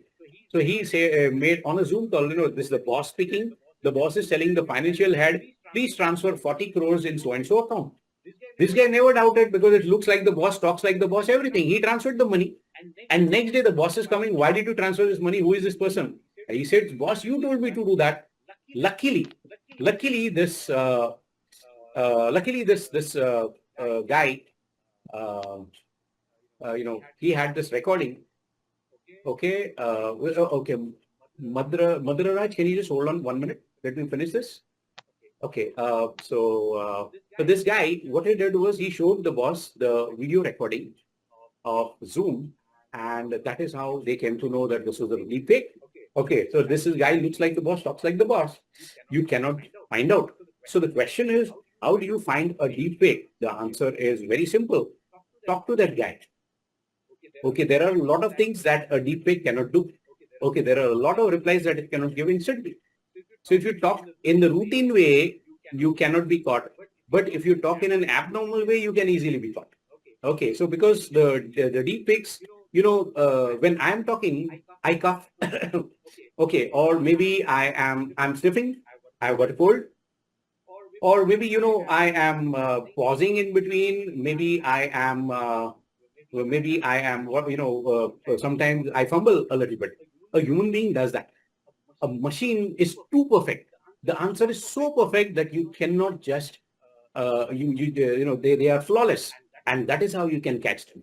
I hope I've answered that question of how you can detect deepfakes. So if it's me speaking absolutely fluently without making any mistake, without moving a muscle, just sitting in one place and talking, okay, without moving my hands and fingers and all, that could be the same. All right, so let's talk about, yeah, there was this question from Madraraj Saha. He says, I would like to understand the respect of cybersecurity score for all KPIs, how the equation got created and what parameters got involved in CS scores. And I had asked two questions back then. So I'm so sorry that because there are so many messages here, but there are that we are not able to address all those questions. So you are asking about the cybersecurity score for all the KPIs. What KPI are you talking about? Are you talking about KPI with respect to a job? Are you talking about KPI with respect to your interview, or are you talking about KPIs with respect to standardization of your frameworks? So that will really help me to address that question, because KPI is a very, very broad terminology. It can mean a lot. Do you mean that it cannot imitate fumbling and gestures? Not so easily, Seema. It won't be natural. It won't be natural. Yes, in the form of standardization. Okay, Madhur Raj wants to know in the form of standardization. Okay, so as far as the scores are concerned, we have got a lot of frameworks. I'm talking about the ISO framework. I'm talking about the HIPAA framework. I'm talking about DPDP. We are talking about GDPR. So each of these uh, all right. You're talking about BitLocker, ZPA, XDRs. So yeah, there are a lot of standardization KPIs, and each one would have its own impact. So getting into that is quite a deep process here. Maybe we could connect a little later as far as that is concerned. As far as CS scores is concerned, each one has its own parameters. Talking about that right now wouldn't be a feasible option right now, right? Because this is a basics class, and your questions are definitely not basic questions. Okay, so let's come back. I hope I've answered everyone's questions. Again, my apologies if I've not been able to read everybody's questions. Will that be considered, Gaurav Sharma? I'm not really sure what your questions are, Gaurav. If you could just either repeat those questions, or maybe I could request Preeti to read out some of those questions for me. So Preeti, any idea what Gaurav has asked? Yes, Yes, yes. thank you. Thank you, Gaurav. Gaurav is asking, can we record WhatsApp video voice call in mobile? Can we record a WhatsApp video voice call in mobile? Yes, definitely. You can use video recorders. There are recording tools that are available. Having said that, some of those WhatsApp techniques do not permit you to record. In that case, you can use a third-party, tool to record those videos. Okay, so usually WhatsApp calls are not recorded, but you do have inbuilt recorders, your screen recorders. Those screen recorders can capture anything, right? Yes. Okay, next question. Actually, he asked two questions. Hmm. How to find cyber attacker mobile's location from SIM card 10-digit mobile number? You cannot. From just a SIM card 10-digit mobile number, you cannot. If you have their IMEI number, you have something called IMEI detector, and from that you can find out. Just from the 10-digit mobile number, it is not that easy. However, having said that, the cyber police can approach the company. Let's say he's taken the mobile phone for Airtel or from Geo. The cyber police can approach with a warrant. They can approach the Airtel company, and the Airtel company or the Geo company or whatever brand they are using, they can detect it. So yes, we can technically detect a person. I had a case where we were worried that the boy was going to commit suicide, and we approached the cybercrime cell. Via the cybercrime cell, we approached, and we were able to detect that particular person, and we were able to save his life. He was unconscious, but if we had reached a couple of hours late, we would have lost him. So yes, these tools are there; they are working. But if you have the IMEI information, you can be able to do much more. Okay, I hope that answer helps. Yes. Yes. Actually, Bhavani is also like she's asking one question, so I think we can answer like last question. Then, Okay. Okay. uh, how do websites store our passwords securely, and what happens if they don't? Oh my God, you guys are asking dangerous questions. Okay, now let's talk about websites storing passwords. So, if your website is accepting a password, that website is called a web application. Hmm? A web application is something that stores credentials. Hmm? And today we have got something called DPDP Act. DPDP Act is Data Protection Data Privacy Act of the year 2023. This has been passed by the Indian Parliament. And the Indian Parliament says that if you are developing a website or a web application that gets hacked, okay, if your web application gets hacked, you have to pay a fine of 250 crore Indian rupees. So you better make sure that your data is super secure. If you're not able to create a website that has got super secure data, you have no right to store the credentials. Okay. So this is the answer to your question. This act was not there until now. It has just been recently created. Okay. I hope I have answered your question. Right. So any other questions? Okay. I think we are good to go. Let's continue with our research. Okay. So let's talk about now coming back to our topic. So let's talk about passwords. Remember, your password is the only thing that is protecting your data from getting stolen by those big bad hackers out there. So how do I create super strong passwords? So let's talk about three types of passwords. Weak passwords. So really weak passwords are passwords that look like this. Okay. So any password that can be easily hacked. What is my password? My password is 1234567 8. Or if I'm too clever, my password is 87654321. What is my password? My password is PASSWORD. God bless you. So these are weak, extremely weak passwords. Okay, they can be easily hacked. I have got a Core i7 processor with 32 GB RAM. It will take my processor something like 3 seconds to 5 seconds to hack such passwords. A slightly better password would be an average password, which will be a combination of uppercase letters, lowercase letters, and numerics. Even then, it would take my machine anything between 3 seconds to 17 minutes, 17 minutes to hack these kinds of passwords. Now, let's talk about some really strong, super strong passwords. A password like this is a combination of at least one uppercase letter, one lowercase letter,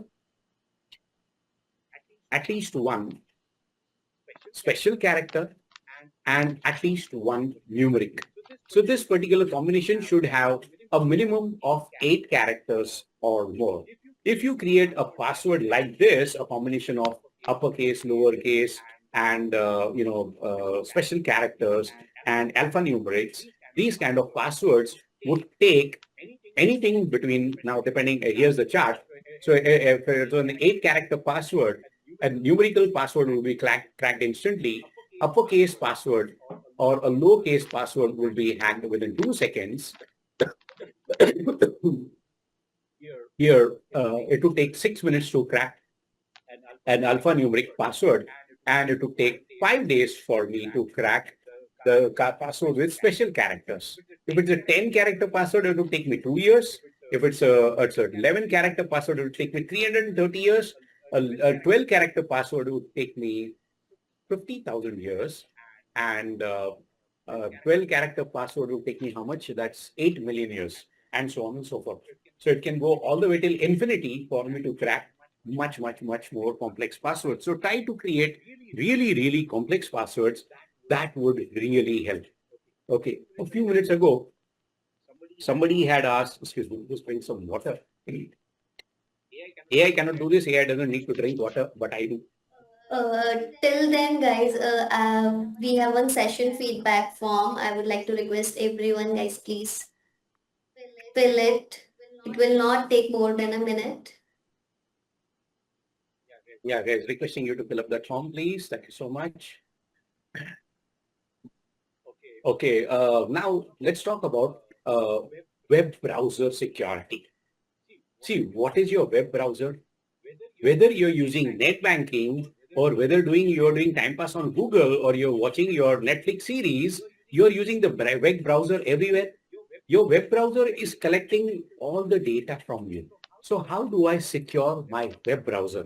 $1 million question. Okay, so you can use your web browser and keep your browser updated. Make sure that you're automatically updating your browser for security patches, because if your web browser gets hacked, all your passwords get compromised.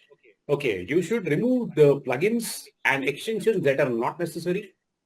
Secure your privacy-focused browser. Now you will see that I am using the Brave browser and Firefox browser, not just Chrome. Okay, why? Because Chrome is everybody's favorite, everybody's popular, but these browsers are privacy focused. Okay, Brave browser especially is a very powerful browser. Use a pop-up blocker because you don't want malicious scripts coming out from ads. You can use HTTP everywhere, HTTPS everywhere, so that, or do not go to websites that are not using HTTP. And finally, please erase your cookies and cache regularly. How to erase the cookies and caches? You go over here, you go to the three dots that you have on your screen. You click on delete browsing data, and there you can clear the cookies. You can clear last 1 hour of data. You can clear last 24 hours, 7 days, 4 weeks, or all the time. You can go to advanced and you can clear everything, the browsing history, download history, cookies, caching, everything. If there are any passwords stored, you can clear that. All you have to do is click on delete data. Now, I don't really want to click it, but this is how you can get rid of that data. So this is how you delete browsing data. This is how you get rid of third-party cookies and site settings also. So go to site settings, because whatever you're doing, there's um, there's Puma that has got access to some of my sites. So I can just say delete data. I must have visited Puma and it's collecting, location information and camera information and all that from me. So just go over here and just click on reset the permissions and that's it. Done. Okay. What if I want to go to irctc.co.in? If it is collecting some data from me, I can reset those permissions as well, and so much more. Okay, Facebook is collecting so much data from me, and you can see all the websites like Pepperfry and Z and Microsoft and Book Your Data.com. These are collecting the information. You want to get rid of it just randomly and clicking on one, delete it, and that's it. Okay, so this is how you can get rid of the permissions and you can super secure your websites. Most of the people have no idea that the sites that they have innocently visited are still collecting the data from them, right? So you really need to go over here and you need to check out what kind of data is being collected by all the sites that you visited. Just imagine, oh my goodness, can you see all that stuff? Okay, so it's collecting so much data from you without your knowledge most of the time. A great idea would be to delete all the data in one go. I cannot delete the data right now. If I click on delete, it will disconnect me from Zoom as well, because Zoom data is also being accumulated over here. And I'm logged in from my Google account on Zoom, so even that will get disconnected. But you got the idea of how these devices or your websites that you're visiting are collecting your stuff without most of us not even knowing about it. All right, so let's talk one more thing. Now, let's go ahead and talk about Wi-Fi security. Wi-Fi security, obviously, as I told you, if your neighbor or, you might have somebody living on rent, your neighbor is a good guy. But what about somebody who's coming on rent? You don't know anything about that. And that just person might just be, a terrorist. and he's using your Wi-Fi, in that case, if the terrorist activities get traced, guess who gets in trouble? And there are a lot of things that can happen. So how do I secure my Wi-Fi?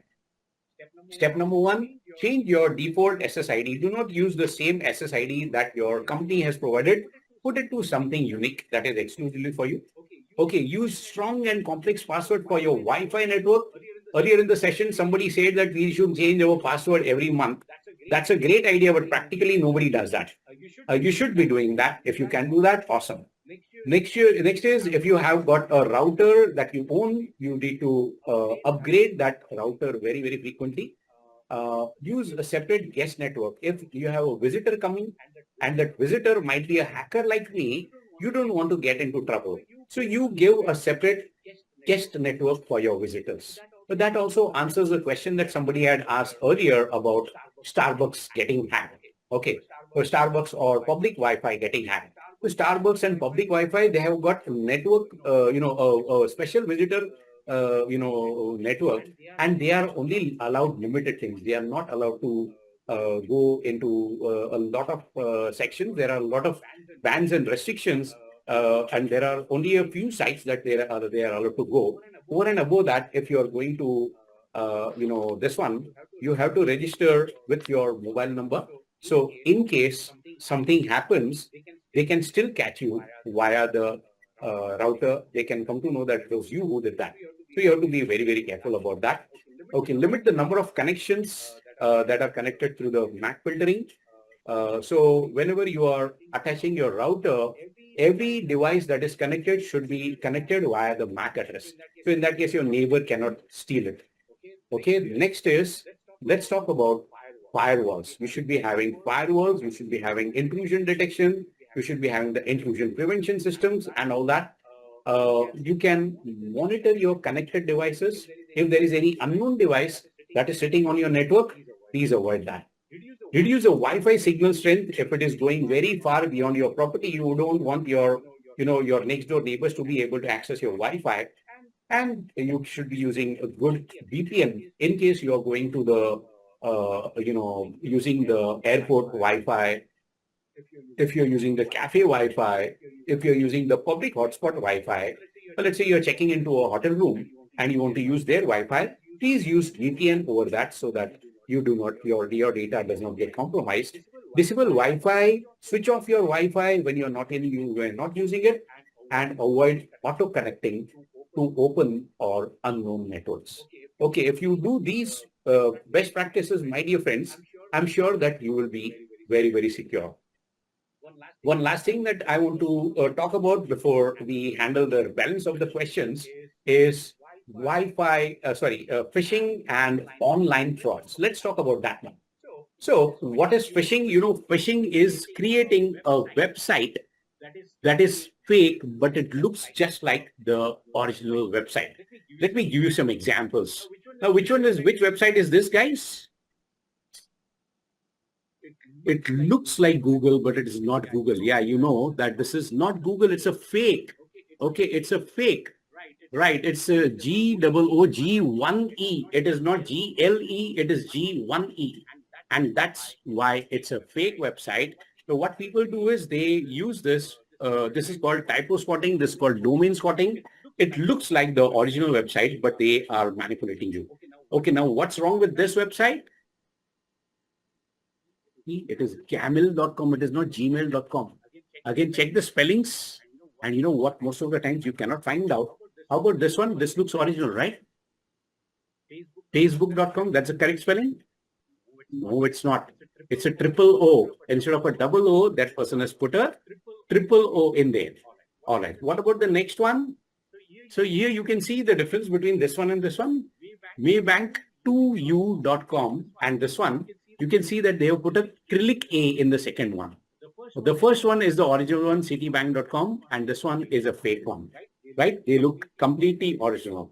Or it could be coming from somebody like ICICI Bank. But my dear friends, this is not ICICIbank.com. It is LCLCLbank.com. Somebody has bought a fake domain, and who is going to look at the dot, whether the dot is there or not? Okay. So you could get an email from somebody saying that it's coming from ICICI Bank itself saying that these are the kind of frauds that are happening in our name. It says that, hey, guys, I'm from ICICI Bank, and you know what? Your bank account has been frozen. So the only way you can open your bank account back is you have to fill up this form. The form looks like this. It is asking your corporate ID, it is asking user ID, password, transaction password, debit card, credit card, full name, mobile number, email address, email password, and ATM card details. Oh my goodness. He forgot to ask the Aadhaar card. He has asked for everything else. Okay, so you can just check your bank balance after 5 minutes after filling up this form, it will all be gone. So these are some of the phishing attempts that people can have. They are trying to fool us into revealing the information. How do you find the phishing attacks? One easy way is you can see HTTP. Okay, the original websites are usually HTTPS. Now, here in this case, there is another giveaway. Okay, this is Singapore Airlines giving away free tickets. And I know that they don't give away free tickets. But when I saw this first time, even I was confused that how can SingaporeAir.com ticketsfree.win be genuine? Okay, because this is the correct spelling. There is no spelling mistake here. A is also proper. Everything is proper. How can two websites of the same name exist? And then after looking carefully, I realized that the name of the website is not singaporeair.com. The name of the website is com-ticketsfree.win. Singapore Air is just the subdomain and subdomain comes before. Okay, let's talk about lottery scams. You have won a lottery. Congratulations. My dear friend, I did not even buy the lottery and still I won it. Okay, fake. Or your Netflix password is expiring. No, thank you. Do not put it even though it looks like Netflix. It is not from Netflix. Okay, there is this thing coming from Amazon saying that you have to provide a it's a refund, or another coming from Amazon saying that, hey guys, there is a new product for you to test and I'll give you the product for free. So my dear friends, Amazon will never give you the product for free. Second is, remember the three things that I've marked in red circles. Okay. One is dear customer. Amazon will never address you as dear customer. Amazon knows your name. They will put your name. Okay. So if it is putting dear customer, it's a generic greeting. That's a fake. Second is look at the email address itself. This is not @amazon.com. This is fake. And third, never scan a QR code, okay, online, okay, because that is a very high chance of you getting scammed. Never scan a QR code online. Okay, the QR code is basically for what?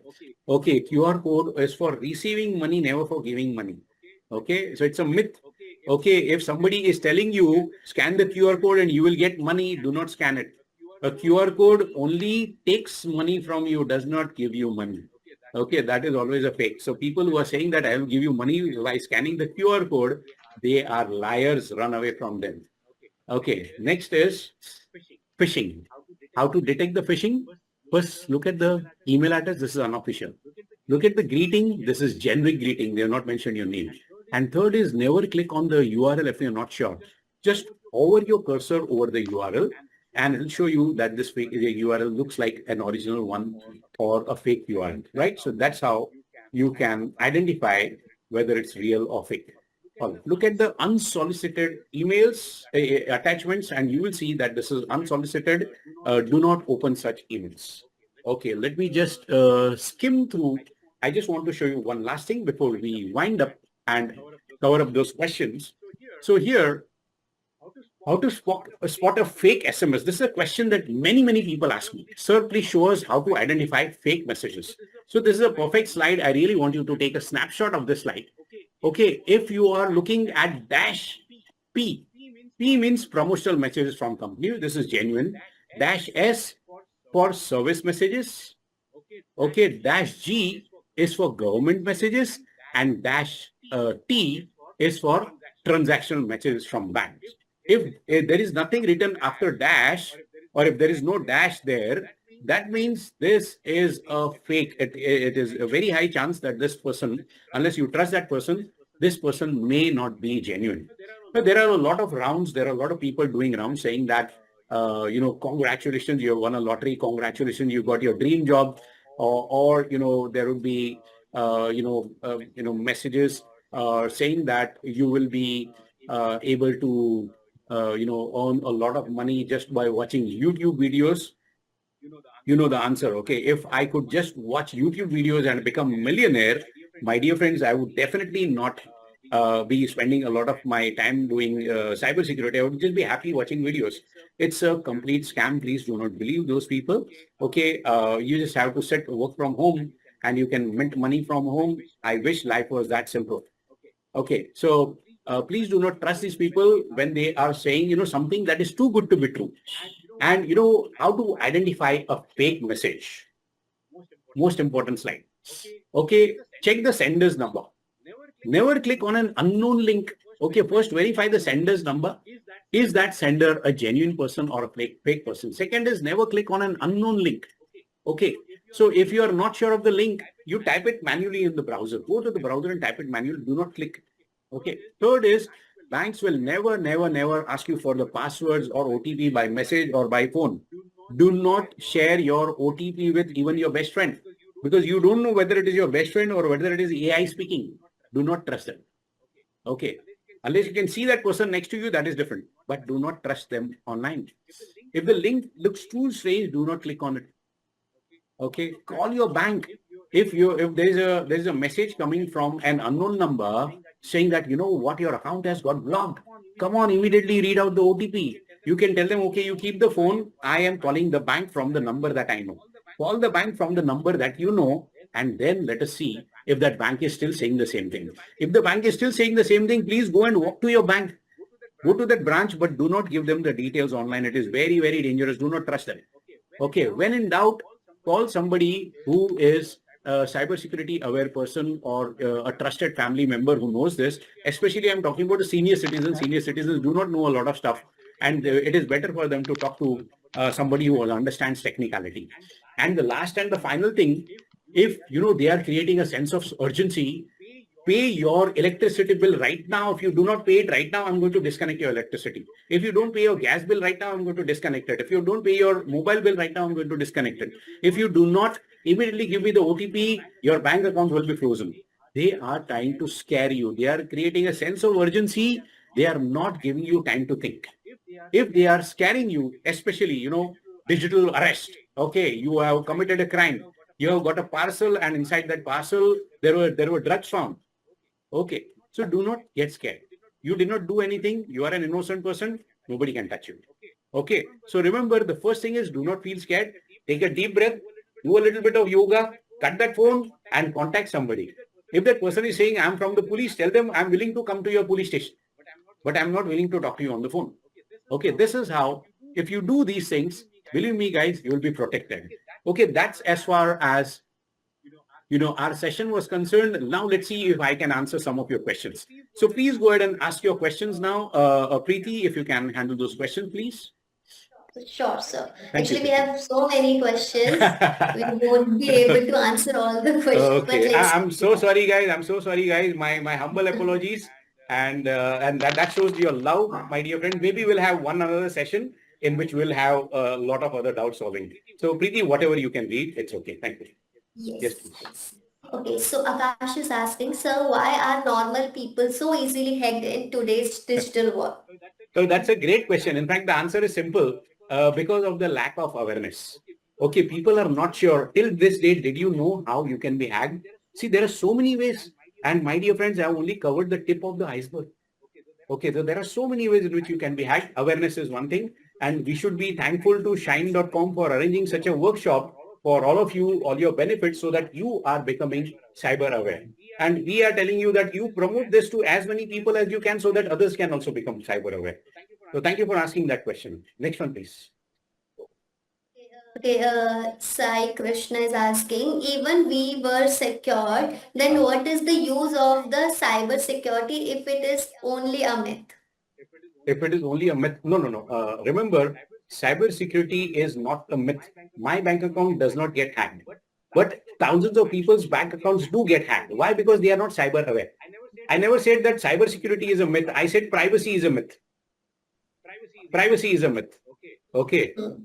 Okay, that's the difference. Yes. Yes. Next Okay. question, please. Prashant is asking a great and very insightful session, sir. Could Thank you you so much. please suggest slash recommend the career opportunity in cybersecurity domain, how to go about and get started? Wow, that's a lovely question. It's going to take me a long time to answer that. I will just, I won't take you much into depth. But if you guys, okay, this is a question for a lot of people who are serious about, creating a career in cybersecurity. The first step number one, is become an ethical hacker or a penetration tester.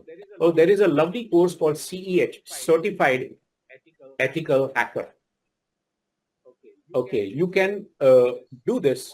Why am I showing you this first? Is because unless you know how a person can hack, you cannot protect. So step number one is start thinking like a hacker. To catch a thief, you have to think like a thief. And second step, okay, the second step is using cyber security. You can learn, there is a wonderful course from CompTIA, Security Plus. Okay, the Security Plus course is your second step. You can learn this and now you can protect, you can say, the company's data. Okay, a lot of companies will hire you after you do the CEH course. A lot of companies will hire you after you do this CompTIA security course. And this is what is in requirement today. In fact, there is a great demand for cybersecurity professionals. There are a lot of dumbos who have watched a couple of, blogs and read a couple of, or watched a couple of YouTube videos and they think that they are hackers. But if you do it in a organized manner, believe me, there are ample job opportunities. The world is hungry for good cybersecurity professionals. Okay, yeah, next question, please. Okay. Another question Rahul is asking, how to protect mobile eSIM masking?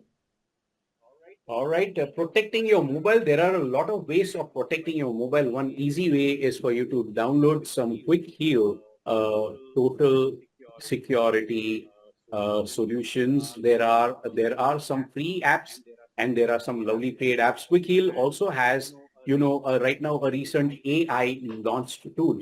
This quick heal AI will detect anything, including your SIM, and will protect your SIM and a lot of other things. Okay.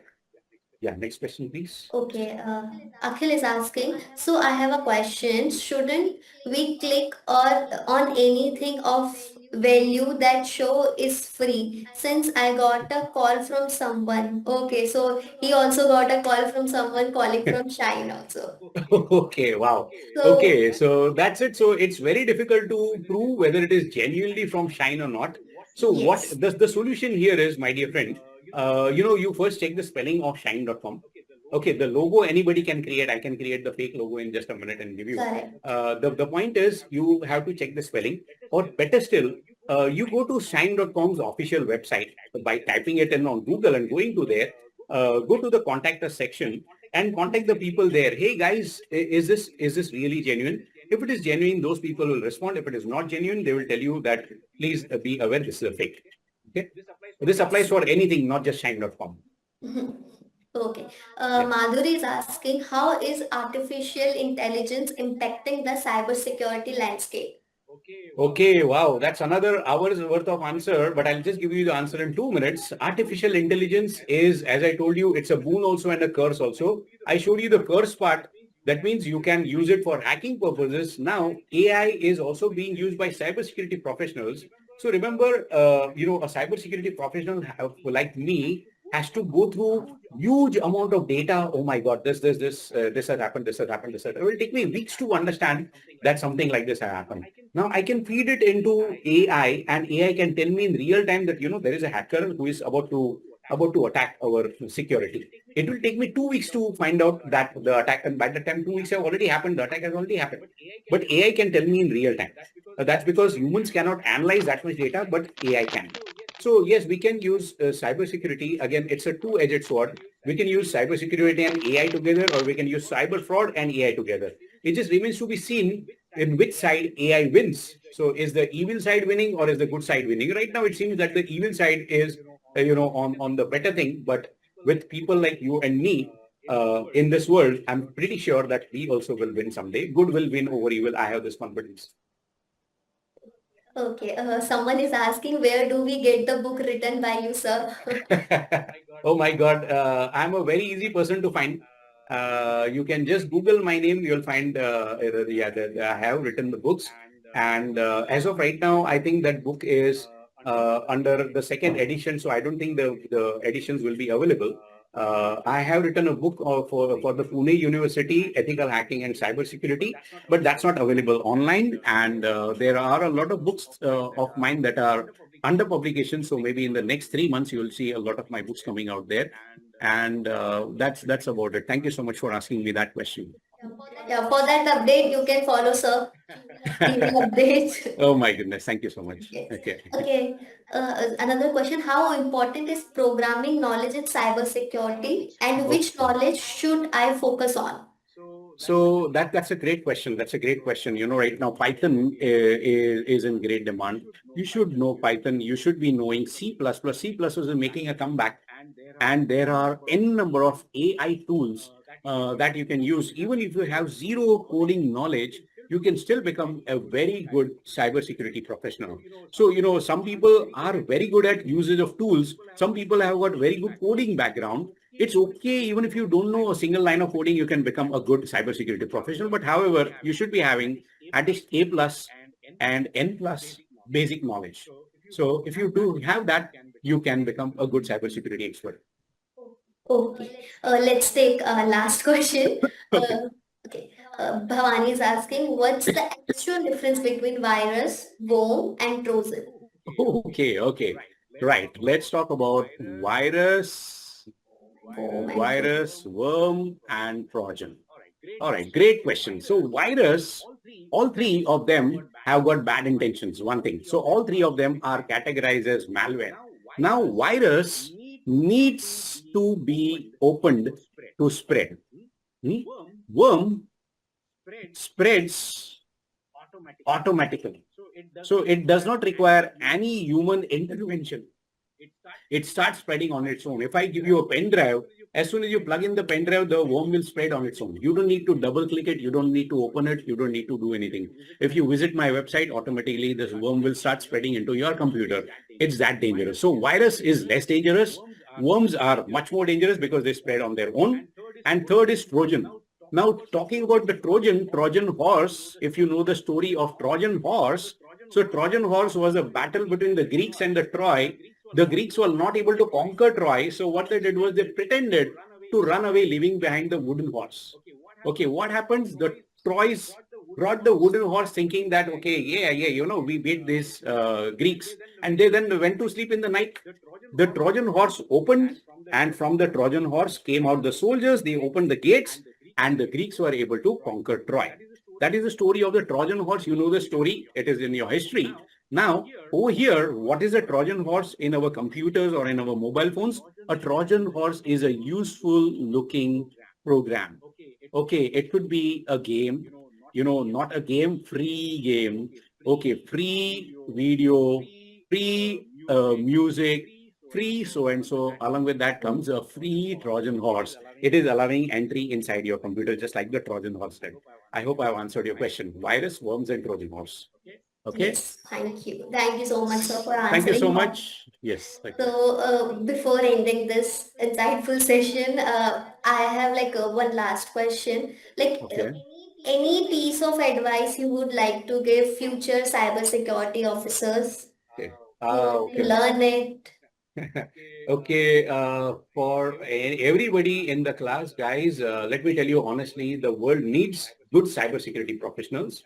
As far as becoming cybersecurity future professionals are concerned, please feel free to meet up or call up shine.com and get the details from them. And it will be really, really wonderful for us to have some more sessions like this in the future. Thank you. By the way, Preeti, some people are asking about the certificates and again, if you can respond to Uh, that also. Okay, let's see if that can work out. Yes, thank you so much, everyone. And it was really wonderful. Thank you for those lovely feedbacks that we are getting. Okay, take care. Thank you so much, sir, for delivering such an engaging session. We truly appreciate you taking the time to share your knowledge with us, and a big thankful to everyone who have joined us today. We hope you found the session useful and informative. And if you like to revisit the session, the recordings are available on our LinkedIn page and YouTube channel. And until then, take care, stay curious, and keep learning. See you all next time. Once again, thank you very much, sir. Thank you so much. Take care. Thank Bye-bye. you. Bye bye. Take care.